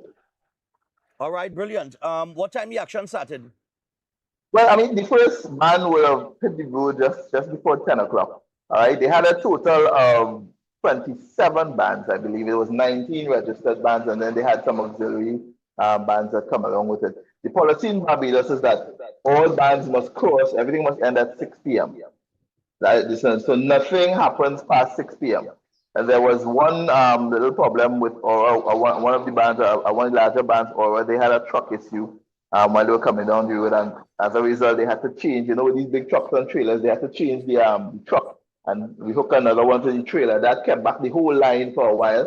But that was a minor thing because people still thoroughly enjoyed themselves. All right, the costuming and everything was fantastic. there was a new band. I know you went and you looked at the band called Monday Mass. Yeah. This was their first year. This band, of course, curated Corey Garrett along with Bungie Garlin and Faye and Lyons are the principals of that particular band. It's their first year, but quite an impressive showing for a first year band. I mean, they come out of the gate on a kind of high level. It reminds me of a band that started in Trinidad and Tobago not too long ago that had major impact. You know what I'm talking about, right? Yeah. They show the same level of verve because like I said, everything was perfect. The coordinate. When you know when you see a band pass, particularly in the first day, expect to see some little things they say, okay, they can make up for next year. I couldn't see anything. We went through the band and that kind of stuff, looking at the whole service from the bar to the food to the costuming to the layout to the music. I mean, all around, anybody who invested the money or paid the money and went and played mass with Monday Mass would comfortably say, you know what, I get my worth. I get my worth out of it because it was definitely top of the line. All right. Most of the other bands that passed, were quite impressive as well. Right. The Blue Box Cat was quite memorable. I just somebody Aurora was also quite big and impressive. I just try to remember some of the names that stood out because of the size and because of the costuming and the brilliance of the layout. And I mean, some of them had moving caterers. I see a truck pass Stephan with a full trailer. A massive one, heavy duty, them industrial freezers at the back of it. It had trays with warmers and that kind of stuff. And people serving food. They had a little kitchenette and chef preparing stuff while the truck moving, You understand? Okay. They had moving cater. Right? It was impressive. Right. So, like I said, all in all, the Cupover experience was one that you couldn't complain about. It was totally impressive. We have to, of course, do the formalities and extend thanks to all the stakeholders who made it possible for us to be here. Again, we thank the Coconut Court Resort for their hospitality, putting us up, tolerating us, and accommodating us in such a fine manner. I mean, I think they extended every possible courtesy from Sophia to I try to remember all the names now. I can't remember everybody now. I'm not getting in trouble, Sophie sticks out, Sophia Bab, who's the manager here, and but there was a couple others. Wow, Samuel Kilmer. But they did offer us really wonderful support up to the point of allowing us to check out late because our flight was this afternoon. So they're allowing us the time. And like I said, the experience here at Coconut Court is one to really relish. It's interesting because coming this year to Barbados, you recognize how many new hotels are being built and developed just along this stretch of Coconut Court. Because I was doing my walk and I was checking out Hotel Indigo, which just opened, but it's an impressive structure, brand new facility, very state of the art and modern, and extremely well situated with that boardwalk and seaside view. And then, of course, the road access and the way it was designed and everything properly done. I know there are a couple others, maybe there were 3 more just on this stretch that's under development as well. So the future for Barbados from a tourism perspective developmentally is good. It shows that they have multiple levels and classes of accommodation, and they can cater for just about anybody, whether an international visitor or somebody from the Caribbean who just want to come and run away for a few days. You can definitely get your share stopping in to Barbados for a popover or coming to the festival. All right. Let me ask you something now. You've been over there for a while now, for some consecutive years. You're seeing any growth in the festivities in terms of the attendance of the fetes or even yesterday itself? The bands getting bigger. Have they expanded from last year to now? More bands on the road? That is very apparent. The number of bands to me will remain relatively the same. With 19 registered bands, I mean, the figure last year was, I think, around the same, 18, 19. And then they have the structure for auxiliary bands, which are the ones that weren't formally registered in the cast, but they were allowed in. The band sizes, you're seeing bands reaching up, 1,500 and up to the norm right now. We had maybe 1 or 2 that were like about 150 and stuff, but the numbers, the big bands are definitely growing, it's expanding, and so too is the service, the options, the goodie bag you get, the whole thing. It's very reminiscent of Trinidad in the size and scope. We nowhere near the thousands that are in near the major bands in our carnival, but for the festival and what it is, Your question was whether I see growth, and from year to year, yes, there is growth. The events also growing. We were not able to take on or to go to all of the events simply because of the sheer number they had. All right. Right. You pack in 19 events into a period from when we arrived on the 25th, right, to Sunday last. And if you look at that, I mean, there is only so many weekends. You're talking about fets all during the day and stuff. In the last weekend, on the Saturday when we went to that function with Saturday with This Is Mass. On Saturday there was This Is Mass, there was Bliss, and then there was another three events one after the other, and they were all big, all totally well attended. Because I would say Bliss crowd would have gone over 2,000, maybe three in my estimation. And then if you look at the Prime Minister's Fete and the number that they had there, and Lost in Paradise was also that night. Now Bliss and and This Is Mars. This Is Mars started at 6 p.m. ended at 9. Bliss started at 6 p.m. ended at 10. Lost in Paradise would have started at 8 and gone into the morning time. And then breakfast, which is the one we went to on Sunday, would have started at about 6:30 in the morning and went straight down until around 2 in the afternoon on Sunday. There were a couple of boat rides and other events. So the number of events are growing. What I marvel at still is the way the events are executed seamlessly, well organized, well put together, They had the stuff properly in order. So for the visitor, for the patron, the experience is seamless. You don't have a chance to complain. You don't stand up by the door too long. You never at the bar waiting for a drink and can't get one. The food flow is constant. The way things are in place, you don't get a chance to say, well, I didn't like this, or I didn't get this, or I wasn't happy with this. That's where I'm coming from. So the experience, you feel like you get your money's worth when you go through it. Right? Walking through the door and breakfast on the Sunday morning was quite good. If I want to continue with my thank yous, because I did thank the hotel. Of course, I had to extend a broad thanks to BTMI, to the entire crew, our personal chaperone, Jason. The guy was amazing. Jason, man. Jason, real cool fella, man. He was right up. I got to thank also Jason Clark from the technical department. He's the one who made sure we had the internet feed and everything. This is our third year working with Jason Clark, and Jason is like one of the coolest men you have met. And he is so competent. If Jason tell you, don't worry, that is taken care of, it's taken care of. Close your eyes, don't even stress it. We did a site visit on Sunday, and we said we're going to do this. We need to get this wireless and say hardwire, no problem, so and so and so. We got there Monday morning. Everything was in order, right up. All right. And of course, we had to say much respect to Alison and the rest of the crew. There was Niger and a couple of the other girls, young ladies who also helped us out. And they made sure that we were. It's amazing the amount of things they're handling at the same time, and yet still they're making sure that what they promised is done. What they have to get taken care of is taken care of.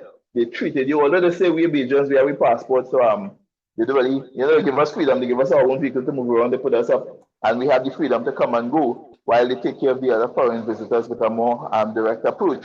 We still feel included. We still don't feel like at any point they've neglected us in any way. So the service continues to be immaculate from the BTMI in delivering the support needed to ensure that we're able to do what we need to do when we come to Barbados for Crop Over. And we're looking forward to coming back for the Food and Rum Festival. For Food and Rum, which is in November. All right. So now that Barbados is well, more or less crop over, done and dusted. We have our second day here, Carnival Tuesday in Antigua. We're gonna be out in a little after lunch. But just for the viewing public and everybody watching us internationally and regionally, what's next? I know we have New York Labor Day and then Miami Carnival.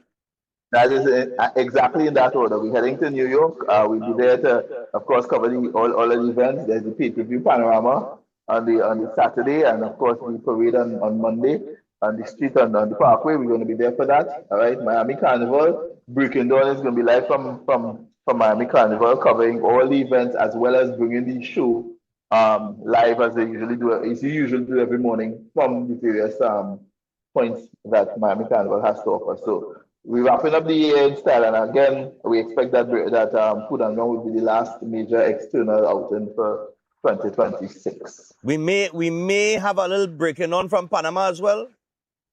Oh, I forgot that. Yes, but that's built into So our visit to Food and Rum. When we leave Food and Rum, we transverse to Panama. We do 4 days there live, so we get a chance to show people some of what they have to offer, and then we come back. We head back to Trinidad. I actually forgot that. That is built into the Right. Barbados Food The and food and rum Rum run. trip. Yes, it's all yeah, like if here we've been doing doubles all year. We did St. Thomas into St. Lucia Jazz. We did Barbados into Antigua, and when we come back to Barbados, we did Barbados into Panama for, in November. Nice, man. So people, well, Obi, I want to thank you for giving us the update. And, you know, people have a lot to look forward to, a lot of traveling. We continue to be the only morning show in Trinidad and Tobago or the wider Caribbean that jumps from from island to island and even up in North America. Maybe soon in Europe, who knows where we might end up. We might end up in Caribana here if you look sharp. You know, so anybody watching in Canada, if you're interested in getting us up there for Caribana, to cover the Caribana and, you know, to show it to the Caribbean audience that, hey, Canada Toronto is the place to be during this time of the year. Well, you know, I mean, the option is there. So, yeah, I mean, would we I mean, the growth trajectory for 2027 is based on that. We were looking to welcome all the islands and countries that are coming in to promote their festivals in Trinidad with an expanded synergy stage option for 2027. I can't wait because we have some special surprises for the world. We're going to blow people's mind. I can tell you that much. Right. And then from there, of course, we're looking to expand.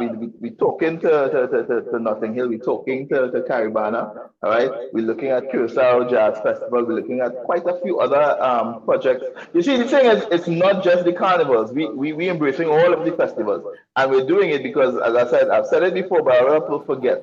If you go and check the roster of the number of territories that Synergy TV is seen on basic cable through our arrangements with Flow, Digital, and Direct TV, then you understand why we're doing this. Because we're not just getting out there to bring it back to Trinidad. When we show what we show in the Caribbean, we're showing it to the Caribbean. So they get a chance to see themselves and to see their neighbors.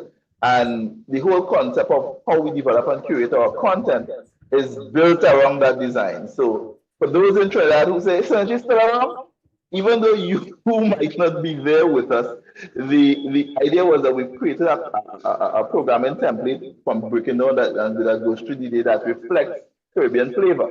This coming weekend, we're going to be highlighting all the stuff that's happening in both Antigua and Barbados. So you can see, I'm sure between now and Sunday, you'll be able to look at the entire melting pot presentation. You'll be able to look at plenty of the big events that happen in Antigua, right? We have our show reel from Barbados to really put the content in some perspective. Those who've been following us on social media, you get an up to the time as it happens update on our Instagram page. The stories are all there. All the things that would have happened, it's being plugged in almost immediately. So the design is there, and the idea is solid as we work towards 2027. All right, nice, man. Well, you'll see you back in Trinidad when we get there. Yeah, man. I'll be safe. Enjoy. All right, man. Walk your mile and a half, man, until Lily. All right. 5 miles, sir. 5 miles. 5 not miles. a mile and a half. 5 Walk miles. your 5 miles. Walk your 5 miles. All right, My take it easy. My belly going though. Aye.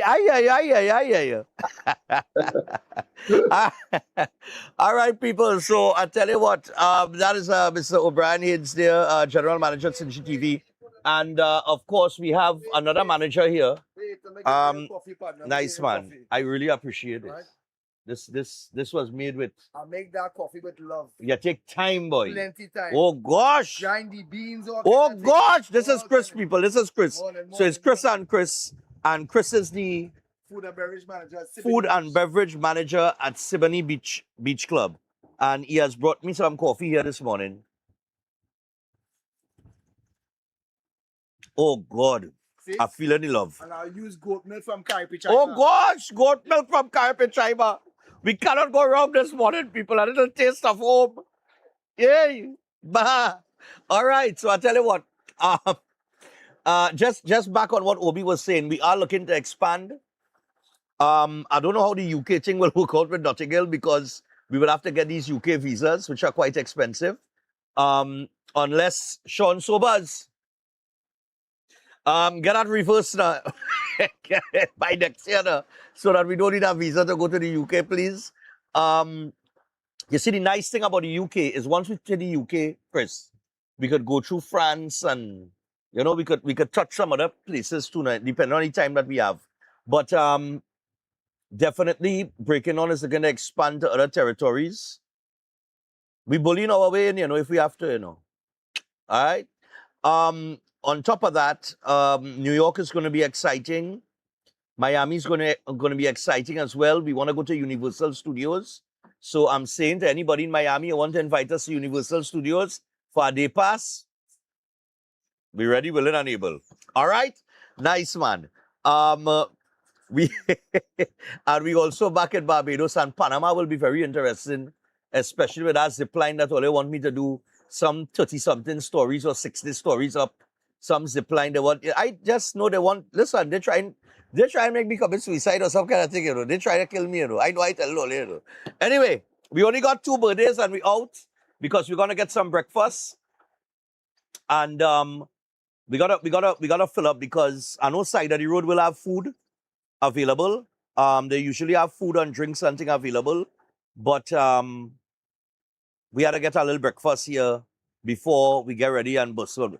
But we will be live. Will we be live on Synergy or on everything, on Synergy TV and on the all platforms? We're going live on this platform too, Breaking On HD. Okay, so you could keep it right here on Breaking On HD. For those of you watching that usually touched on here to take in the program, we will be bringing the Carnival Tuesday from Antigua. D-Life and I will be outside, all right? And we're going to bring it to you. So look out for that. And then we have Breaking On here tomorrow morning and Thursday morning.